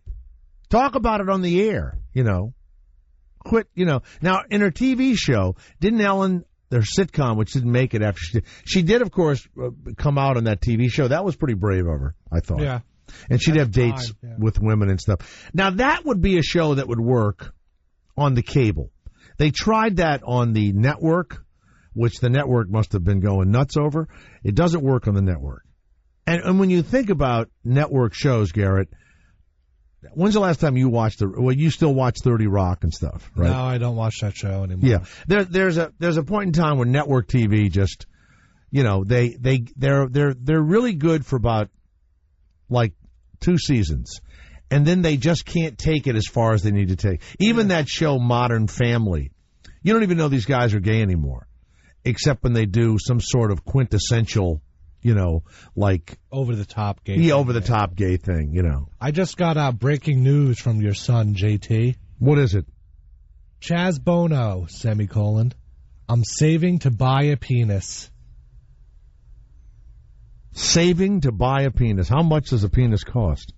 There's different ways to do the surgery, from real basic to more and more options. It's like a car. You can just buy one? Well, Christina, you have to buy everything. No, I know, but does it come constructed? Well, I guess. No, I don't know. Is it like a nubbin, or is it an actual, First of all, I don't think it's something that you plant and it grows. But can you insert it into people? It's got to be made of either your skin or some other human skin, or maybe when you mark your driver's license, like I want to give my eyes, my kidney, my heart, whatever they want, there's going to be a box where you can give your penis or the walls of your vagina. Here's his 2 choices. I could get a phalloplasty, which builds the phallus from a donor site on your body. Right. But I'm leaning more toward metoidoplasty. Metoidoplasty. It's a procedure that uses what you already have down there. He means his clitoris, which has grown larger from the testosterone. You end up with a smaller phallus than with a phalloplasty, but it's fully functional. It gets erect, and the sensation is all there. And you have a penis about the size of Andy Dick's. You know, I don't really know. I mean, I've never seen one erect, so it's really hard to say. But, you know, soft probably about 3 inches, and it grows considerably. Well, you know, as I've told you before, I like Chaz Bono. Chaz Bono is one of the most interesting, transgendered people. And the weird thing is Chaz Bono's girlfriend doesn't like men, is only interested in women. Or the wife or whatever it is. And so they have to keep going to therapy because he keeps wanting to be a man, right? Yeah. And the woman's having trouble. So now he wants this penis thing, right? And then, you know, will it be when they build it on your body, this is going to sound ridiculous, but they literally attach it like to your side or under your arm and it grows. That's not a joke. That's the phalloplasty. Yes. It grows. But she's just going to go for make her clit bigger. Can you imagine you would put it on the inside of your leg and if this penis thing would grow? You know? Greg of Tampa Bay, what an amazing thing it is to be trapped in the body of the wrong gender. What would you do if you were Chaz Bono? How would you handle this? Well, I don't know, but I think in college I got trapped in a couple of the wrong bodies a few nights. Really? Yeah. I survived. But I'm bummed. Anyway, I called actually to agree with you when you said that Christina would be safe with that sperm donor guy. Oh God, yes. She would be very safe until he skinned her and did the Silence of the Lambs dance. You think he's a guy that would like to wear the skin of a woman? I think he's as crazy as a guest that has ever been on any radio show in the history of radio. He's got 14 and soon to be 18 children. Yeah, but so does Octomom. So that's his company. Maybe they should get together. All right. There you go. Greg of Tampa Bay, thank you very much. He thinks just like the Jay Thomas Show. That's the T-shirt, Garrett. Do you think like the Jay Thomas Show? Eat more Jay Thomas. Those are my 2 new T-shirt ideas. George, Oklahoma City. Yes, sir. Go ahead, George. Well, yes, Jay. I work for people that make penises for a living. They do that. I work. Well, what's the name of the company? What is the name of the process? This sounds like some bit. Well, what is it called? It's the penile reconstruction. That's what they usually call it, penile reconstruction. I mean, you work in a doctor's office, or do you work at in a hospital in an OR? And so, how do they build a penis? How would Chaz Bono get a penis, and what kind of money does she need to save? I don't know exactly on the money. It's quite a bit. It said in the article 25 to 45 grand. Oh, I think that's cheap. That's Mexico prices. That's going to Venezuela or Mexico, something like that. And that's when they just put like a little give me a beer. What's a beer down there? Schlitz? No, a Mexican beer. Tecate? Yeah. They take the top of a Tecate bottle and they just mold it and they carve the edges. And so you have this, permanently erect penis that's really a Tecate bottle with plastic or skin over it, Well, Jay, you're not far from right. The one I've seen, they've taken the fibula from the lower leg, and then they take a graft from the ankle where they get the fibula. Just imagine a slab of bacon. Wow. And they cut that out, and then they'll attach the bone, the tendons, and all that stuff that goes with it, and they'll wrap that around. And you're right, they do sew it to the leg so it will heal. Mm-hmm. And then they come back later, and then we tattoo the head of the penis on there, and I wouldn't want one. It's really like a dildo, and you can pump on the person, but you're probably not going to have any feeling. Will any ejaculate come out of it? Can they put some depository in there? No. So that you'd have a little pump, and you'd pump that, and you go, oh, baby, look how much cum I got coming out of me like that. Well, one of the problems is building the urethra for it to pee. And it's a functioning thing. You know, it's kind of a... Mm-hmm. We work with people that have had gender problems when they were born. I have to tell you, I've had a couple of friends that have had this. Their sons were born, and the penis is so small that they can't see it, basically. Right, they have some genetic issues with Yes, and then they wait 2 or 3 years. Hopefully the penis will, come out a little more or whatever. There is surgery. Those kids, they say the penis sometimes is inside more. They can actually get an inch or two out or something like that. Have you been a part of those kind of surgeries where they're actually looking for the, what's it called? A penoplasty. And do you find a little more of the penis inside of the poor unfortunate? They do a little release and it kind of pops out, and they get a nicer little situation, because some of these little guys are kind of, they kind of got a little fat pad, and you squeeze on that little fat pad, and they've got more there than you would think. And so it comes out like a turkey thermometer thing, right? Like a little. Wow. Well, that's good news. That's good news to hear. Thank God, because there's nothing worse than when you have no penis. Job I have, we make penises better for tomorrow. And it's a very delicate situation with some of these people. Now, George, let me interrupt you for a second. Sure. If I were you, I would go to the PR department of your hospital, or I would go to one of the doctors there, because the person that gives Chaz Bono a fabulous, price break or whatever, and does the surgery, that person is going to have more penile implant work than they can even handle. And so it would be incredible PR for the hospital or for the clinic that does it. I'm not joking. You ought to do that. Agree. You ought to suggest it. I agree, but would Chaz want to come live in Oklahoma City? Absolutely. Chaz has had her tits chopped off. She has had her, her family, her mother didn't know what to think. This woman's gone through hell to become this man, and painful surgeries and everything else. Oklahoma City would be like a vacation for this poor former bitch. You think the Thunder would give her tickets?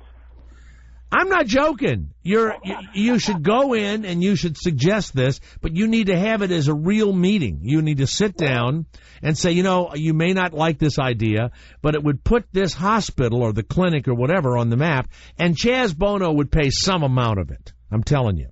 Well, I might just push that by. I do work for the department head. I'll see what he thinks. That's exactly. I'm telling you, it would be a big deal, and it would also take. I guess it would take some of the horror out of it, and it would open up to thousands of people who would never even think of doing this. Oh, yeah, you're right. I tell you what, you talk about a reality show, and the reality show would be on the Discovery Channel. Garrett, it would be Chaz gets a pee-pee. Chaz gets a pee-pee. Aw, who wouldn't watch? I would watch. I would be glued to the goddamn television every night. Christina, would you not be watching every suture night. Tonight? Every suture of Chaz gets a pee-pee. All right, George, Oklahoma, thank you. Let's go to Andy. It's the only town in America named for that surgery. Petersville. Where is Petersville? We have Petersville now. I was just thinking how they had to deliver these things to these people. It's on a trucking line by Peterbilt. All right. Thank you, Andy, very much. Thank you. Very nice. Have Peterbilt deliver it. Isaac, it's Jay Thomas. Yes, Isaac, go ahead. Yeah, Jay, did you know that Chaz broke up from his girlfriend right before New Year's? Oh, I did not know that. The girlfriend had said that she did not want a man, and so they're done. Yeah, Chaz basically turned into everything she wasn't attracted to. A lesbian being with a guy that's got a fake penis. Well, there you go, Isaac. It is something to think about the rest of the day, isn't it? Yeah, it is. All right. I'd like to tie Ellen DeGeneres and Portia de Rossi down and have a naked Chaz Bono with a new penis come in and bounce it off their fucking heads. just bouncing on their heads and go, how do you like that? I don't know why I can't stand them. I just don't like them as people. I don't like them. I think Chaz Bono is great. I think Rosie is really fun and interesting. There is something about Ellen and Portia de Rossi. They're just not likable to me. I don't. I just got, and she's from supposedly New Orleans, and I just don't like her. It has nothing to do with their sexuality. Just don't like them. It's like Alec Baldwin. How does a guy who is really, in my estimation, evil, work all the goddamn time, and he does all kind of horrible shit? The yelling at his daughter was not a joke. The crazy book about parenting, the insanity on the fucking airplane recently. He's just a bad fucking guy, and he just keeps working. It is unbelievable. It's just weird.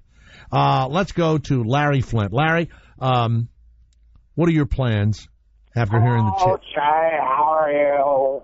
I'm good. After hearing the Chaz Bono announcement. Breaking news for Christina. What is it? Every man who shakes her hand touches his penis at least 50 times a day. All right. There you go. The Jay Thomas Show. We'll keep talking to you. Plus, how do they get these languages, like in the Star Trek movie, or now in Game of Thrones, these fake, phony... Yes, Larry, what is it? Do you think when Anderson Cooper asked for that sperm donation, he ordered it in 6 shot glasses? Well, that's better than any promo I had, Garrett. Here, we'll be right back. Oh my God! Oh, Christ! That was a good one. Hello, Mark of Illinois, the Jay Thomas Show. Make it quick, Mark. Go ahead. Yeah, no, it's cool, Jay. Yeah, I tell you, I listen to your show every day. Now it's like, because I used to listen to Howard all the time, but man. Right. You sound like you're losing your marbles today. Oh, you know what? It's so funny you say that, because that's so true. I live with my folks here in Illinois. In Schaumburg, Illinois, suburb of, And you listen every day to the show, and you're already a little insane. Is the show making you crazier or better? What's it making you? Well, no, I enjoy it big time. Because you are so cool. You're...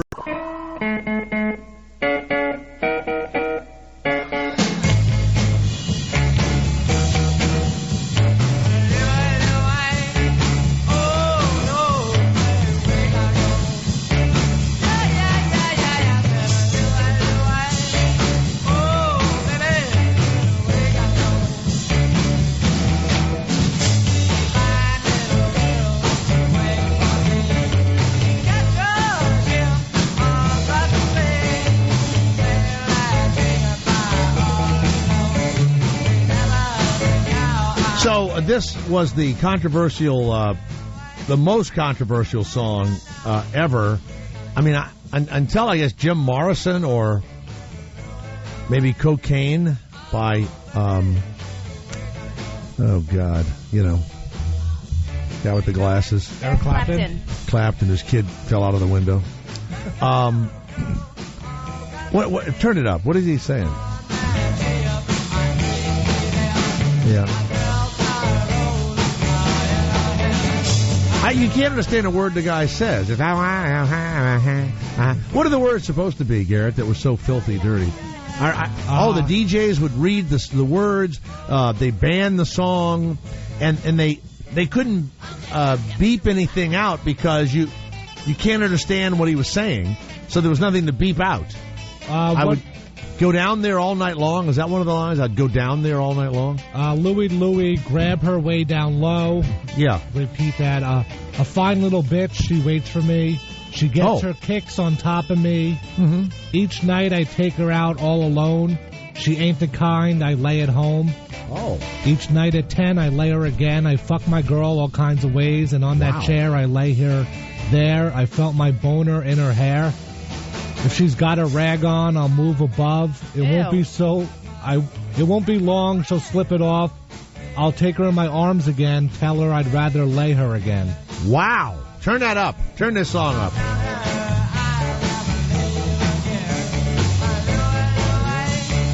I love those lyrics.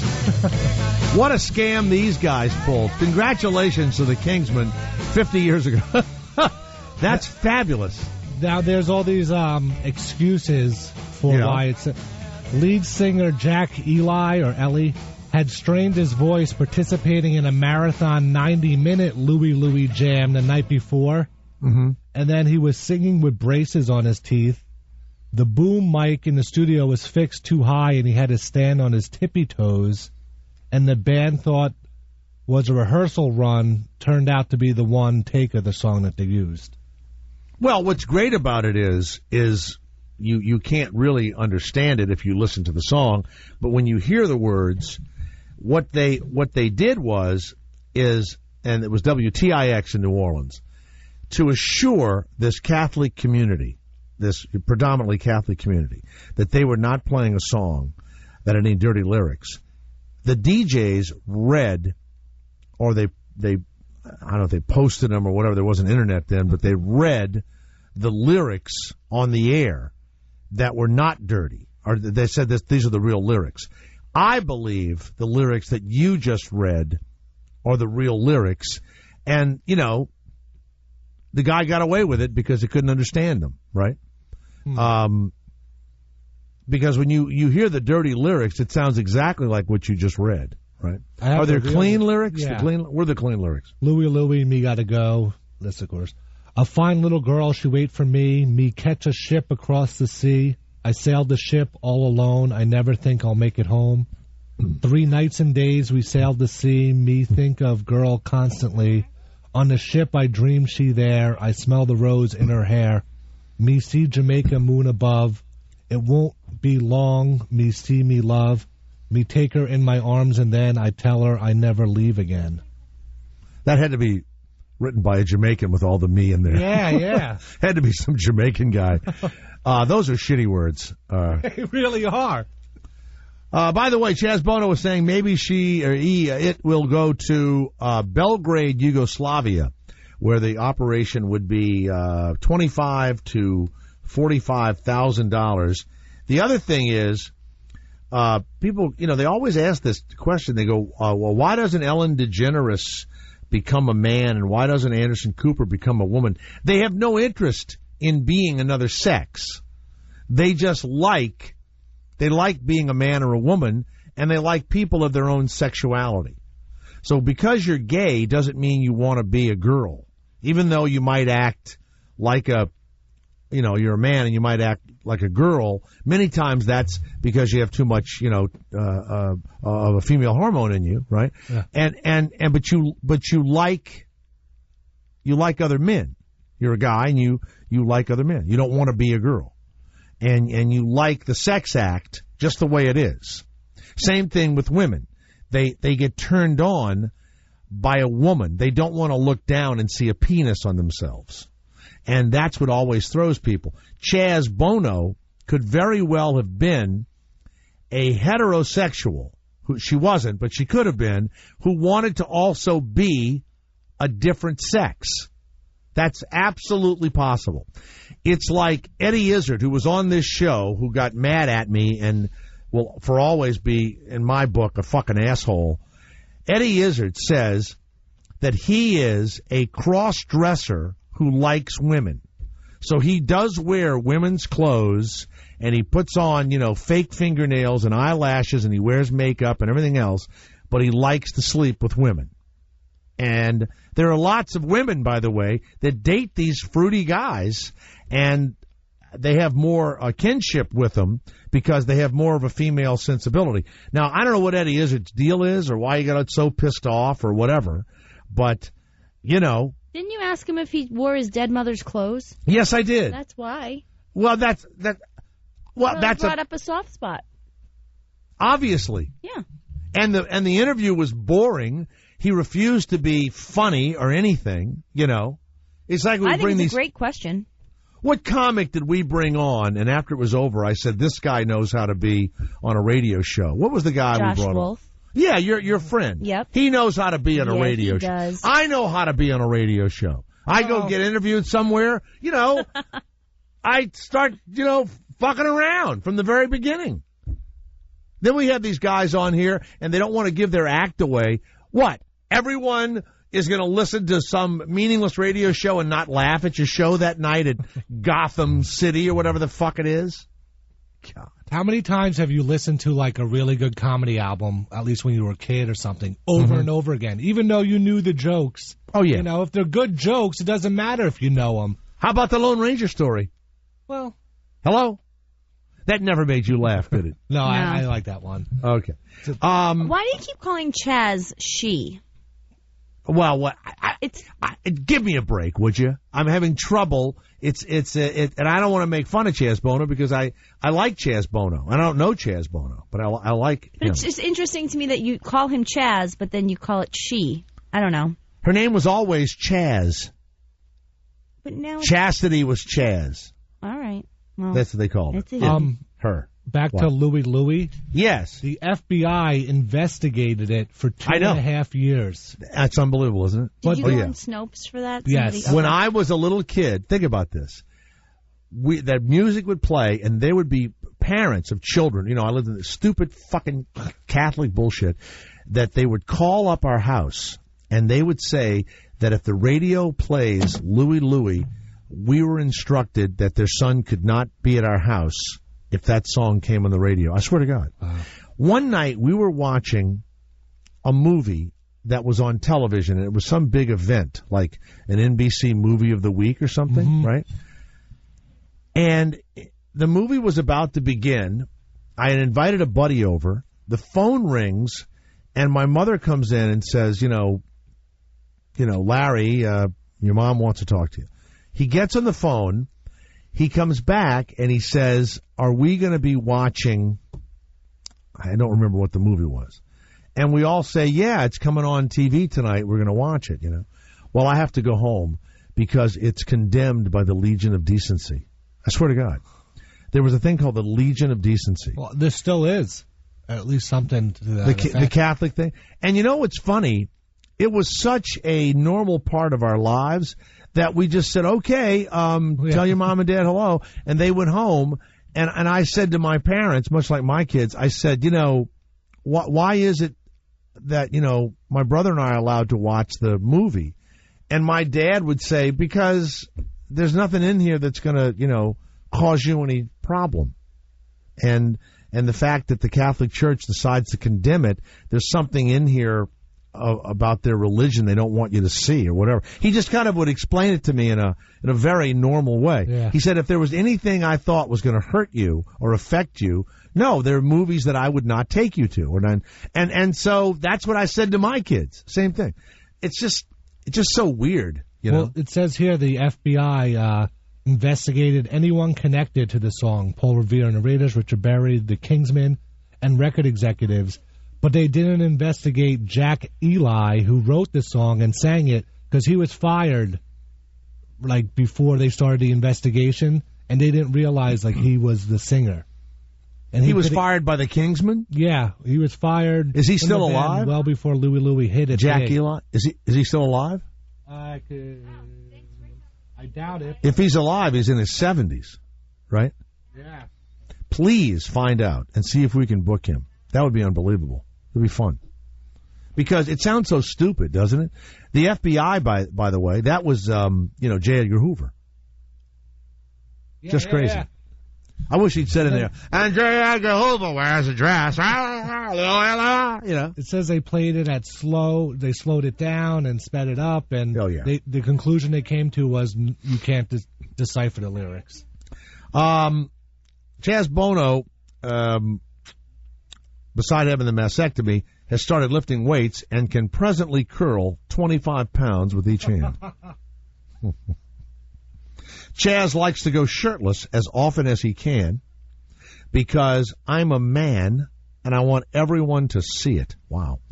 Apparently on Dancing with the Stars, Chaz was called names like basketball, you look like a penguin, an Ewok, and was booted off of the show 6 weeks later.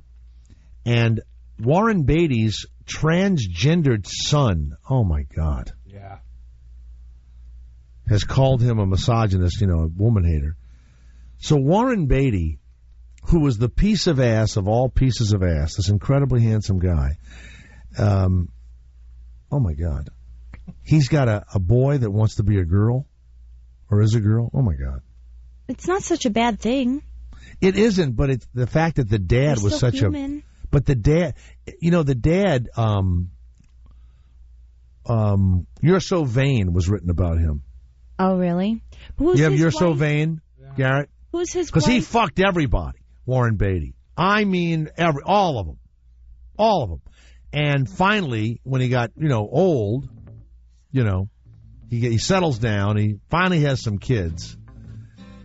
There are a lot of people that probably think this is this curse for being, such a fuck 'em and forget 'em, I felt so bad for Chaz during Dancing with the Stars because you Turn could it up. see Hold the on. emotion. If you're going to say something, Annette do it right Bening. up to the post.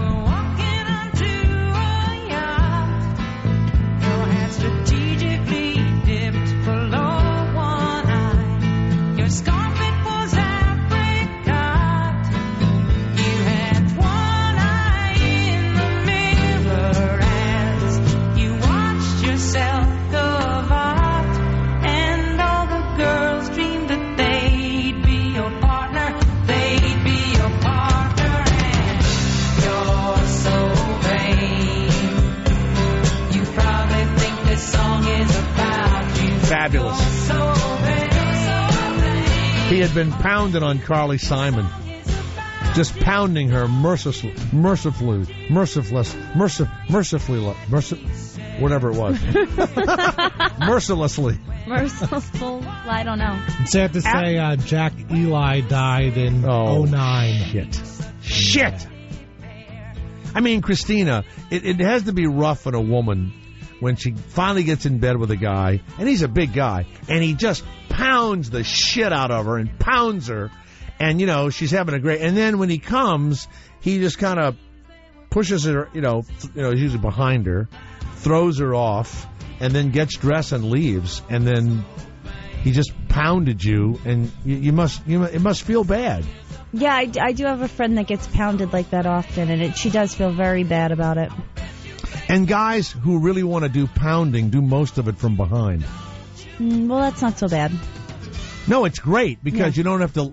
You only get to look at the thing you really care about, which is that fabulous ass. Even if they're fat, Garrett, when they're bent over in that position, it stretches the cellulite and smooths out the view. That's true. It's true. And you get the... And then when you smack it, there's like a wave. Well, no, and also, that's when I really get to use my spit semen trick. Oh, yeah, that's sexy. Where I fill my mouth with spit and then, look how it's coming all over your back. Sometimes Wait, I is that actually... how you guys fake it? I use a Greek yogurt sometimes that I've kept warm in my pocket. I'm the only guy who wears boxer shorts with plastic pockets. I don't know if you know that or not. Turn that song up. That's a good one. That's a good one. Yeah, don't you. Went up to Saratoga, and your horse naturally won. Then you... By the way, Chaz Bono proposed to his girlfriend, Jennifer, atop the Seattle Space Needle. Wow. I don't blame her for leaving. I mean, you signed up for something, and then you got something completely different. How would you like your boyfriend to come to you and say, "Look, I want to be a woman. Are you going to stay with me?" Sorry. A lot of women stay with the husbands. They do. Not my All thing. right. Let's go to Steve of Detroit. Hello, Steve. It's Jay Thomas. What an amazing day. What an incredible time to be alive. If you're trapped in the wrong body, you can just dial up a new penis or dial up a vagina. I would say that this has got to be one of the most amazing times to be alive. Would you agree with that? I would, Jay. How are you doing? Hey, Good. I don't know about Chaz going to Belgrade. I went to southern Mexico for mine. You used to be, what was your name when you were a woman? Stephanie. Your name was Stephanie, and now you're Steve. Now, but That's you right. have a penis? Yes, I had a large Chihuahua donor down in southern Mexico. A what kind of boner? A Chihuahua. A large Chihuahua. A what? What is he saying, Garrett? I can't understand. A what? A Chihuahua? No, a Chihuahua. Chihuahua. A Chihuahua. You had a Chihuahua implanted, and so you have a penis that barks. Well, no, there's just two side effects. I'm extremely turned on to toy poodles. All right. And I can't walk past a fire hydrant. Steve, you know what? Your material is bad as this connection. Thank you, Steve, very much. Thank you. Imagine someone pulls their pants down, Christina, and their penis has those two big Chihuahua eyes on it. Me gusta Taco Bell. What did that dog used to say, that Taco Bell dog? Me gusta Taco Bell. No, it said something else. It said chalupa. It said one thing. I don't know, one little thing. Let's go to Kurt of the great state of Arizona. Yes, Kurt, how are you? You got your gun on you? Do you? You're packing? You're packing today, Kurt? That's what you asked me the last time I called. Oh, you betcha. Every time I meet somebody from Arizona, they're packing heat. Go ahead, Kurt. Unfortunately, too many of them are. Yeah. You were talking a few minutes back about the Catholic Church being all riled up because something was on TV or not. Do you remember Martin Sheen? You remember Martin Sheen in the movie of the week? It was called Catholics.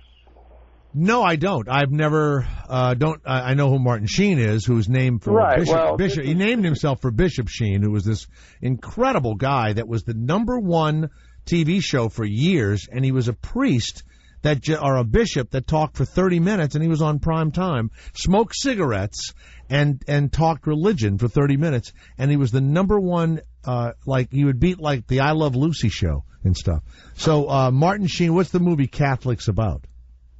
Well, Martin Sheen was a visiting monk, sort of emissary sent from the Vatican to investigate reports that this one Northern Ireland church was still saying the Mass in Latin. And it was just, they described it as being kind of a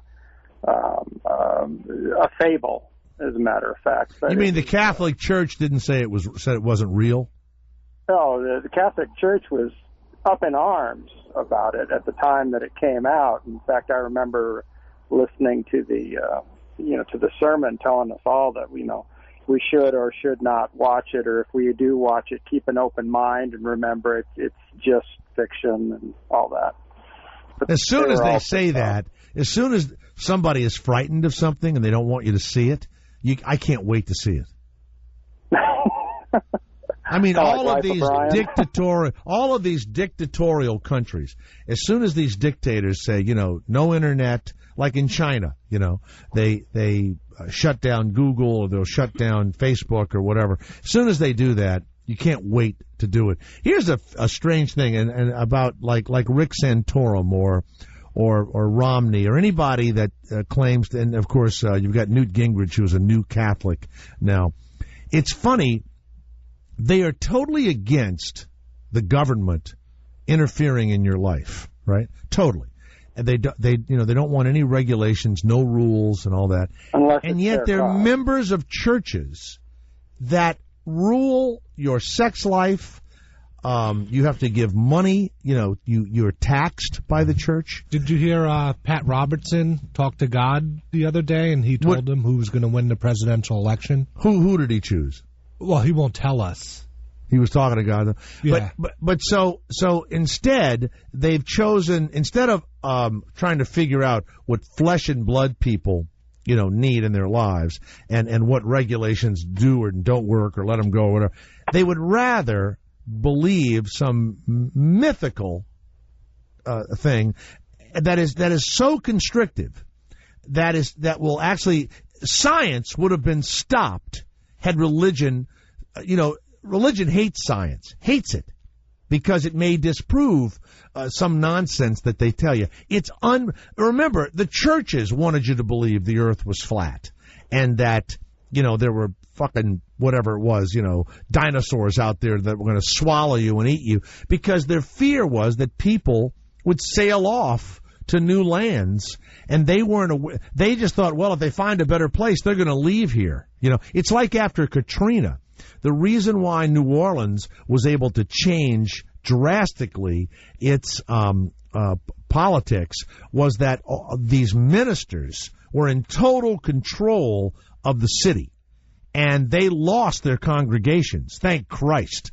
Otherwise, we could never have gotten our city back. Unbelievable. And I say this about white or black ministers. They will get their fucking hands on a community, and they will destroy it. And yet, these are the same people that don't want the government to tell you to put a seatbelt on or whatever the hell it is. It's unbelievable. It's crazy to me. I hate going to church. Everything that's fun, you can't do. You can't jerk off. You can't fuck anybody you want to fuck. You can't do anything. You can't drink too much. You know, you can't curse. You can't tell your parents to shut up. You can't do anything that's fun. Murder your neighbor. Can't kill your neighbor. Cheating on your wife. Oh, yeah. Can't do any of that. I told you this. I was sitting in a bar once. This woman was just firing on me. Couldn't wait to get me into her room. My wife comes up and says, come on, let's go. I turned to the fucking broad and I said, you know what? She ruins everything for me. And I left. Ruins everything. That was like the time in Vegas, Garrett. Yeah. This hooker wanted me to give her like $500, you know. Mm-hmm. And so my wife was upstairs in the room, right? Mm-hmm. I said, $500? Are you nuts? I wouldn't give you 50. So I left. About 3 hours later, my wife and I walked through the casino. The hooker saw me and said, you see what you get for $50? Oh. Yeah. Thank you. All right, let's go to Tom of Minnesota. Yes, Tom, it's Jay Thomas. Love thy neighbor, Jay Thomas. I know. Yeah. Love thy neighbor. Love thy neighbor unless they spray shit into your yard that kills your vines. I had a guy just do that. Yeah, I want to shoot this son of a bitch. Got these goddamn vines everywhere, and he sprayed something and killed my vines and my goldfish. Yes, Tom, go ahead. So I work for a company, Jay, and we install baby arms in that region that you've been talking about today. We've been doing that for quite a while. You might have heard of us in the news. We actually sued for copyright infringements, 1-800-GOT-JUNK. But essentially, we take dead baby arms and attach it, and it works out real well. It's been working swell for years. Well, you ought to have Rick Santorum be your spokesman. He's into dead babies. We've got several models. We've got the Dennis Rodman model. We've got the Ted Danson model, which you might like that one, actually, Jay. I love you on that. Cheers, you know. You need to sell this shitty routine to the people that write Portlandia. Thank you, Tom. Tom of Minnesota. Let's go to Nancy of Miami. Yes, Nancy. Every time I fly through Miami, you know what I realize? Your area has two things, nuns and Cubans. That's it. That's all I ever see in the Miami airport. Nuns and Cubans. That's all I see. Yeah, that's all I see. I never see nuns. They're probably dressed up that way, drug mules or something. They're probably They're nun drug mules. My favorite story of Miami is the guy that he was going to be convicted because all the money they found on him had cocaine residue. His defense attorney went around to like 5 banks, and 95% of all the money that he brought into the courtroom had coke residue on it, and he was acquitted. I love that one. Nancy, go ahead. That's great. Well, about Warren Beatty's daughter, it was his and Annette Benning's eldest daughter, Kathleen, and she became a boy. She's called Stephen now, but she's a gay man now.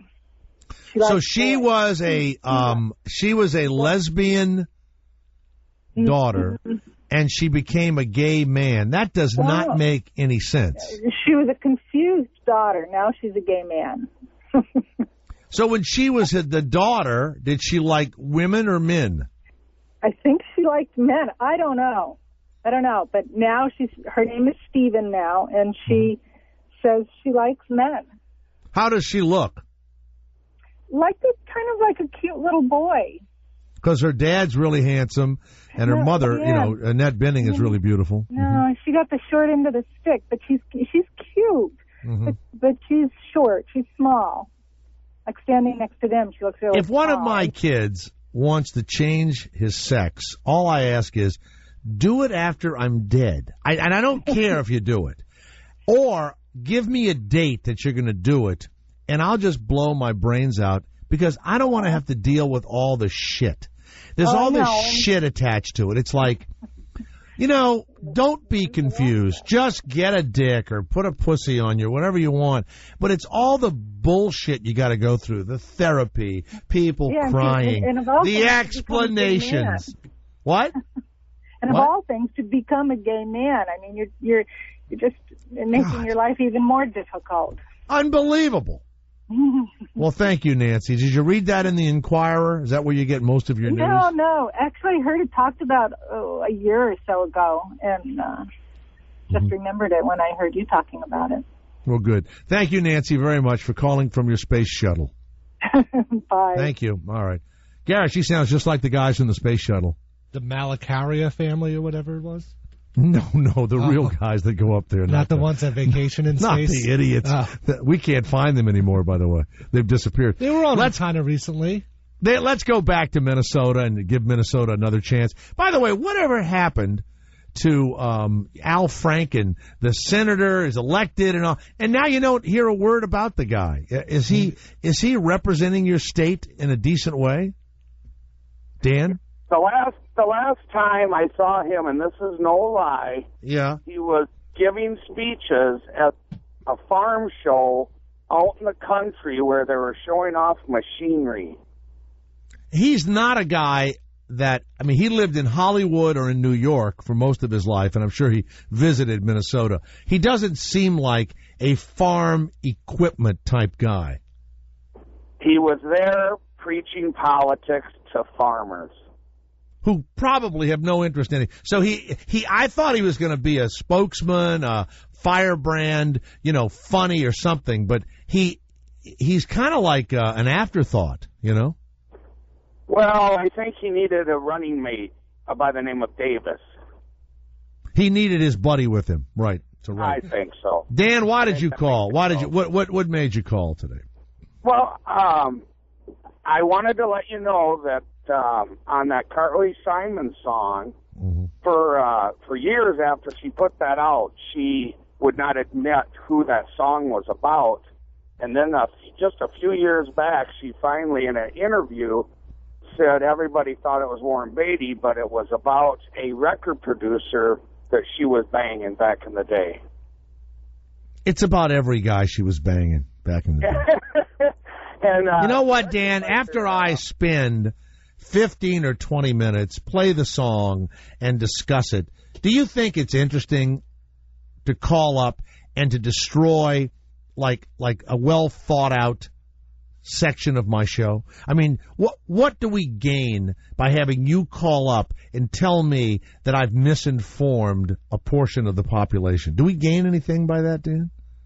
I just wanted you to have... No, let me tell you what you just wanted to do. You wanted to make Dan, who's a fucking nothing from Minnesota, be a big fucking man by trying to tear somebody down who is definitely better than you are. Okay?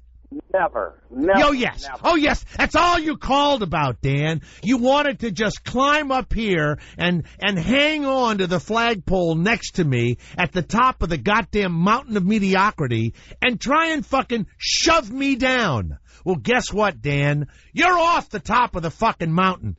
Get rid of him, Garrett. It's about fucking Warren Beatty. That's what it's about.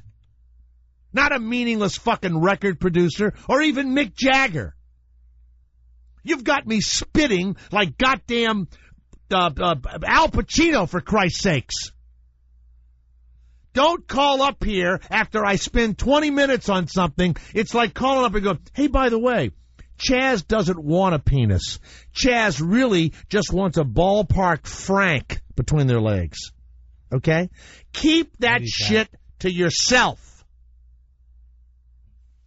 In a few moments, a man who makes up fake languages for mythical people in the movies and television shows. My question is, why not just let the actors talk gibberish and then put whatever the hell you want under it? Stay where you are.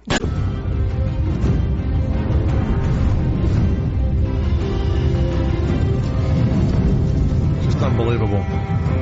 By the way, the George R.R. Martin books of Game of Thrones are just as good, as the television show, which is on HBO, and he's was a screenplay writer and a novelist, I guess, and TV show writer, and he kind of retired, I think, to Arizona. And he just started writing these 1,000-page novels, which is something I would never even attempt normally, but unbelievable. Game of Thrones, find it on the internet or, get it off of, Apple TV or Netflix or whatever. David Peterson, welcome to the show. How are you? Hi, thanks for having me, Jay. Well, listen, there's so much goes into like that music I was just listening to. I mean, that music is chilling. And the people that put together the scenery and the equipment and the outfits and all. And so what is the name of the group in this show? I apologize. I love the show, but I'm really bad at the names. What is that group of barbarians? They're called the Dothraki. The Dothraki, right? Yeah, so now, Dothraki. Yeah, Dothraki. It's like with the I, like the Latin plural, right? Like sure. Alumni, right? Exactly. So if it was Dothracum, it'd be one Dothraki. Thank you. Now, how do you become a guy who writes languages for movies and television? Well, honestly, for the first, let's say 25 years, it was pure luck. I think if you look into the stories behind, for example, Mark Okrand with Klingon, Victoria Fromkin with the Pakuni language of Land of the Lost. I don't know if you knew there was a language on that show, the original one in the 80s. And Paul Fromer, who did work for Avatar. It was really just pure kind of blind luck.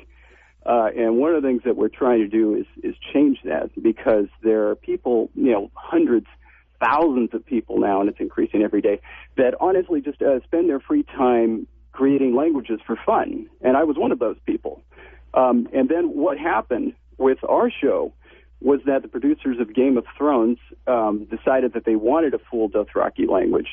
They didn't know where to go. They went to a woman named Arika Okrand, who wrote a book called In a Land of Invented Languages.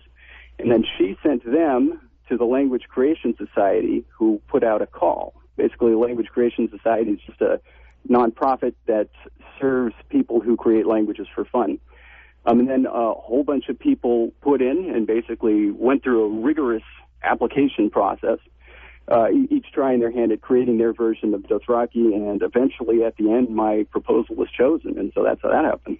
Now, normally, before the internet, you would just be this lonely nerd, and you and this group of other lonely nerds would make up languages, and maybe by some accident or at a convention or maybe through, I don't know what, the mail or whatever, you might have been able to find each other. But now you're saying to me that there is almost an industry of people who make up languages. And how many people did you have to go against in this audition process? It was about 40, there were from all kind of backgrounds. There were some people that just had a linguistics background. There are some people that have been creating languages for years, just like me. Some people whom I really, really respect and did fantastic work on this. It was just, it was a 2-month bloodbath. Really, it was an intense application process. Now, wait a minute. Now, I, as an actor, and I did this earlier. If you'd have said to me, "Okay, Jay, you're playing the accountant for the Dothraki," I couldn't, because I don't have the body to play a really bad one. I would have to be like one of the elders, right, with the droopy man tits.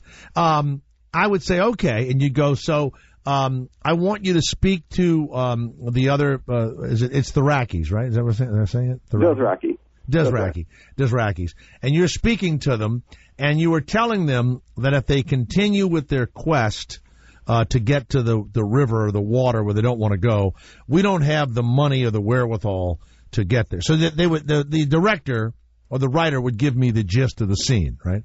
And then they would say, and don't worry, we're going to put, closed captions under you, and people will know what you're saying. And so as an actor, I would give this impassioned speech and have an argument perhaps with some leader of the Army, and I would go, and you'd put under there, you cannot go in this, and the guy, the other actor, we would decide it's going to sound kind of guttural. He would go, and he would say, I am going to do what the spirits tell me to do. And then I would go, and it would say, you will destroy our people. Now, why couldn't you just do that? Damn it, you're too good at that. By the way, I am good at it. Now, not every actor could do it. We tried it with Christina, who is dumb as a stick, but very attractive. And she was terrible at it. Wow. And some actors... I was also on the phone and doing my job. All right, hold on a minute. Try. Hold on a minute, David. David Peterson, by the way, makes up languages, and now, of course, is famous because he's made up the Dothraki language there in this fabulous show, The Game of Thrones. All right, Christina, Garrett's going to play a barbarian. And he is telling you that part of your job is to pleasure him sexually, even though you're a 14-year-old girl and you're not used to it. Okay, Garrett, Wait, action. I'm supposed to talk to him back in his language? Yes. Okay. All right, Garrett, action. 2. 2? That means all that in my language. Wait a second. Don't say anything. You mean your language just has one thing? 2. Yeah, it means all that. It means all of that. But hello is 25 syllables. I got you. All right, now, David. Yeah. When you decide to write a language, why you would just use the proper vowels and consonants, whatever, and then, I mean, it would be difficult, and I'm sure it is. How do the actors memorize this new language? Oh, okay. Well, first of all, as an actor, I mean, if they're speaking this language, they don't need to learn it, right? They don't need to learn what they're saying. Otherwise, I mean, especially movie actors would be impressive polyglots. There was the one I think about is Sam Neill in The Hunt for Red October in the beginning is speaking Russian. I'm sure he didn't have to learn Russian in order to be in that movie. So you just but that's a real language that you can't. Well, you could fake it, but that's a real language that many Russian-speaking Americans, let's say, or Westerners, would know if he was bullshitting us. Whereas the languages you make, which you're going to give us some of the words and some of the actual sentences that we hear, we wouldn't know whether it was right or not. So what difference does it make? Okay, well, I think the Internet is actually a big factor in this because it's easier for people to get together and discuss things they see on a television show ad nauseum. So, for example, one thing that I always wondered growing up, I mean, pretty much everybody is a big fan of Star Wars. In Return of the Jedi, there's a particular scene at the beginning where Princess Leia dresses up as this bodyguard, right, to go free Han Solo from the kryptonite. Or no, not kryptonite, that's Superman, whatever the hell it is. Anyway, so she comes out and very clearly says these lines in a fake language, in a made-up language, and basically she says the same thing twice in a row, exactly the same thing twice in a row, but it means something different the second time. And I always sat there and wondered, how could a language possibly work like this? Wait a minute now. There are words like you can say perro in Spanish, which means dog, right? Yeah. But isn't there perro and it means butt or something else in Spanish? Yeah, but you actually pronounce them differently. You did a nice job there. Well, no, I speak Spanish. But the thing is that, you idiot, of course I know how to say these words. You think I'm a fucking idiot? I'm not. And by the way, in Dothraki, I would say to you, like that. So that means that you're not a fucking idiot. Right. So what I'm saying is that to the untrained ear, she was just trying to get some crazy words out. But to you, the nerd at home, I mean, what percentage of people would even have noticed that, do you think? Oh, a lot. Really? The thing is, yeah. The thing is, nobody knew that a lot of people were noticing these things because they couldn't get together on internet forums and, right. Say, OMG, I can't believe they did that. Somebody should be shot or anything like that. Now, did someone write that for her or did she make it up? What is what's the story behind that language in Star Wars? Oh, boy. There was a bunch of different little language bits in Star Wars. Some of it was just made up off the cuff. Some of it was actually just based on existing languages in the world, which I always thought was a little bizarre because somebody will evidently notice it. And usually in those situations, either they're saying something that doesn't mean what it says on the screen, or it's just complete gibberish. Well, when I was a kid, and they would be, Tarzan would go to Africa or whatever, and the Africans would always speak the same way, and then somebody would either say what they were saying, or there would be, captions underneath it. But it would always be like, there would always be bees in it, lots of bees. And it would be, and so I didn't know anything about the language, but if you're in New York for any amount of time, these guys on the street who sell the bags and the watches and all that, and it's illegal for them to be there, they're African, a lot of them. And they do have this language that has mostly bees in it, it seems. Like when they're running up the street carrying this sheet filled with knockoff, purses or whatever, they're going, there's so many consonants in their language. Is that correct? I mean, do you think that in a Tarzan movie, when we were kids, they ever really spoke Swahili or whatever language it was? Or were we just being, made fun of, basically? Oh, not a chance. Not a chance. We're absolutely being made fun of. But they were not speaking African or whatever. No. They were American black guys pretending they were Africans. What about Indians in the Indian movies when we were kids? Did they ever? There are lots of infamous stories about that, where often they would get Native Americans who were of one tribe, and they would be pretending to be from another tribe. And they would just tell them, go ahead and say something Indian at this point. And what they would end up saying is something, extremely insulting to the actors, to the directors, and but they'd keep a straight face while they were on camera, and then they'd laugh at them off screen. So they would say something in Lakota Sioux that was not Apache, let's say, or was not Mohican and stuff. And so they would say an insult like, this white guy's an asshole or whatever. And he was supposed to be saying the troops left an hour ago or whatever. Yeah.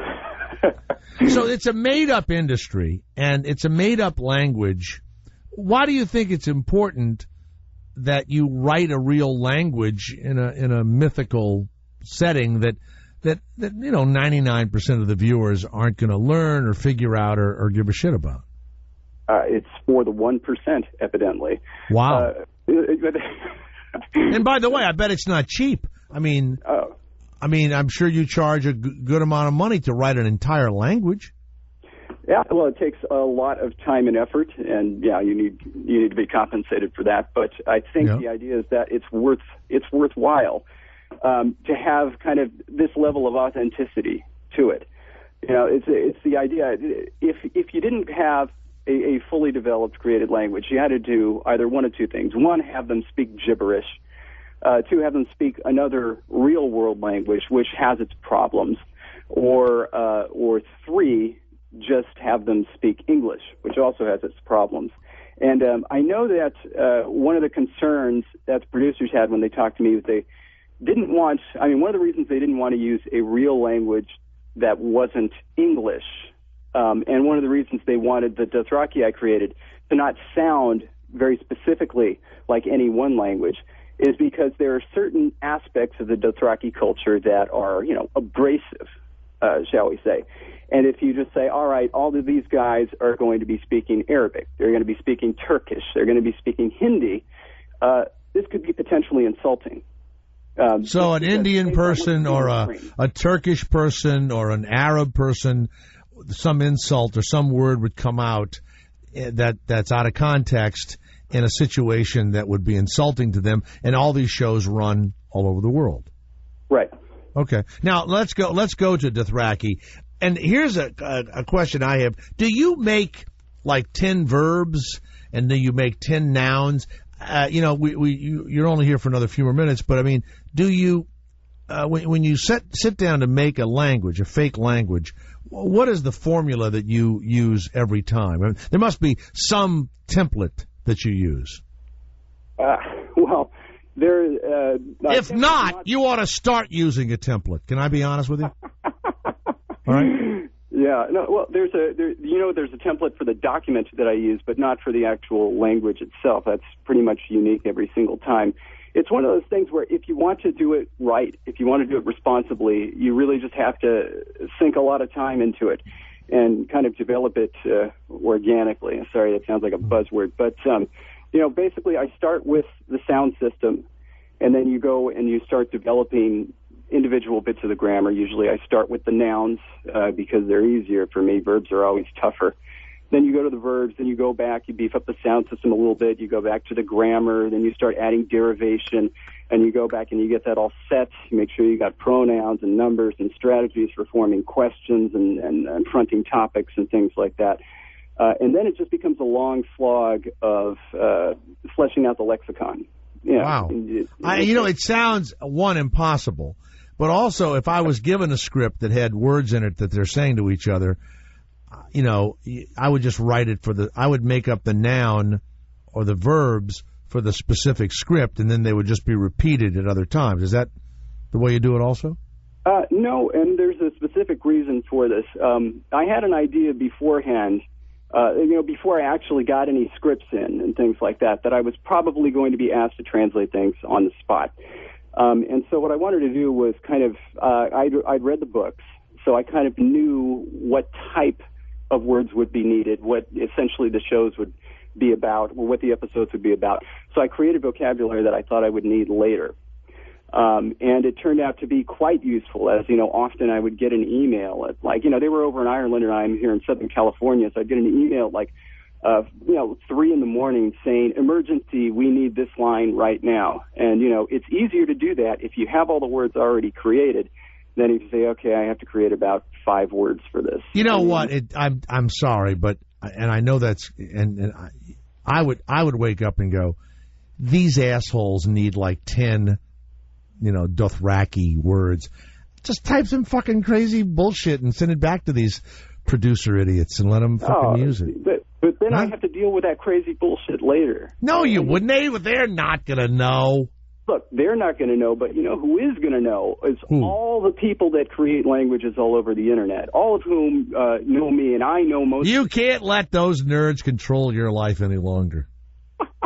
Now, look, I'm gonna go away for just 2 minutes. We could just stay on till 54. Okay, this is what I want to do. There are people out there who have not watched Game of Thrones, but certainly know Star Wars and, of course, Klingon. And except for those, is there a fake language in Harry Potter? No. What shows are there a fake language in that someone that wrote that we wouldn't be aware of? One certainly that probably not a lot of people know about is a language for the Dark Skies television show. It only ran for 1 season. I think it was NBC. It was in the mid-'90s or something. And that was created by Matt Pearson, who is just an outstanding language creator. He's now in the linguistics department as a professor over at Reed College in Oregon. Which is like a dope school. I went there. My kid, we visited that school, and we sat in the lobby and then got up to all 3 of us and left. It was too dopey for us. Weirdos go there, so I can imagine he's a big teacher there. What about the movie Slums of Beverly Hills, where Marissa Tomei and another actress had made up a language when they were kids? Did you ever see that movie? I have never even heard of that movie. You just know. Oh, it's fabulous. You need to, and it's the Slums of Beverly Hills, and Marissa Tomei and another woman made up a language when they were kids, and they speak it throughout the movie, and it's kind of pig Latin, but it's fantastic, and you wonder who the hell made that up. Can you speak a little Dothraki to us? Like if I give you a phrase, are you able to say something? I just created a language. I'm not fluent in it, but I'll give it a What about one of the things? A sheep shivers without its wool. Can you say that? Okay, that's... wait, just a second. I got this. A sheep shivers without its wool. Oket Vichitera Oma Vakfithun. Oh, you found it. Okay, here we go. Oket Vichitera Oma Vakfithun. Okwet Vichitera Oma Vakikun. You mean as an actor, I'd have to learn this shit and then have to say it? Fair to ask. Oh my Look, God! What else are they doing? They get MP3s there. When they're not on set, they get MP3s. They listen to them. They so now you're saying actors are lazy and they should just study all the time? All right. All right. Thank you, David, very much. All right. Thanks. All right, buddy. Bye bye. Wow. I think that interview.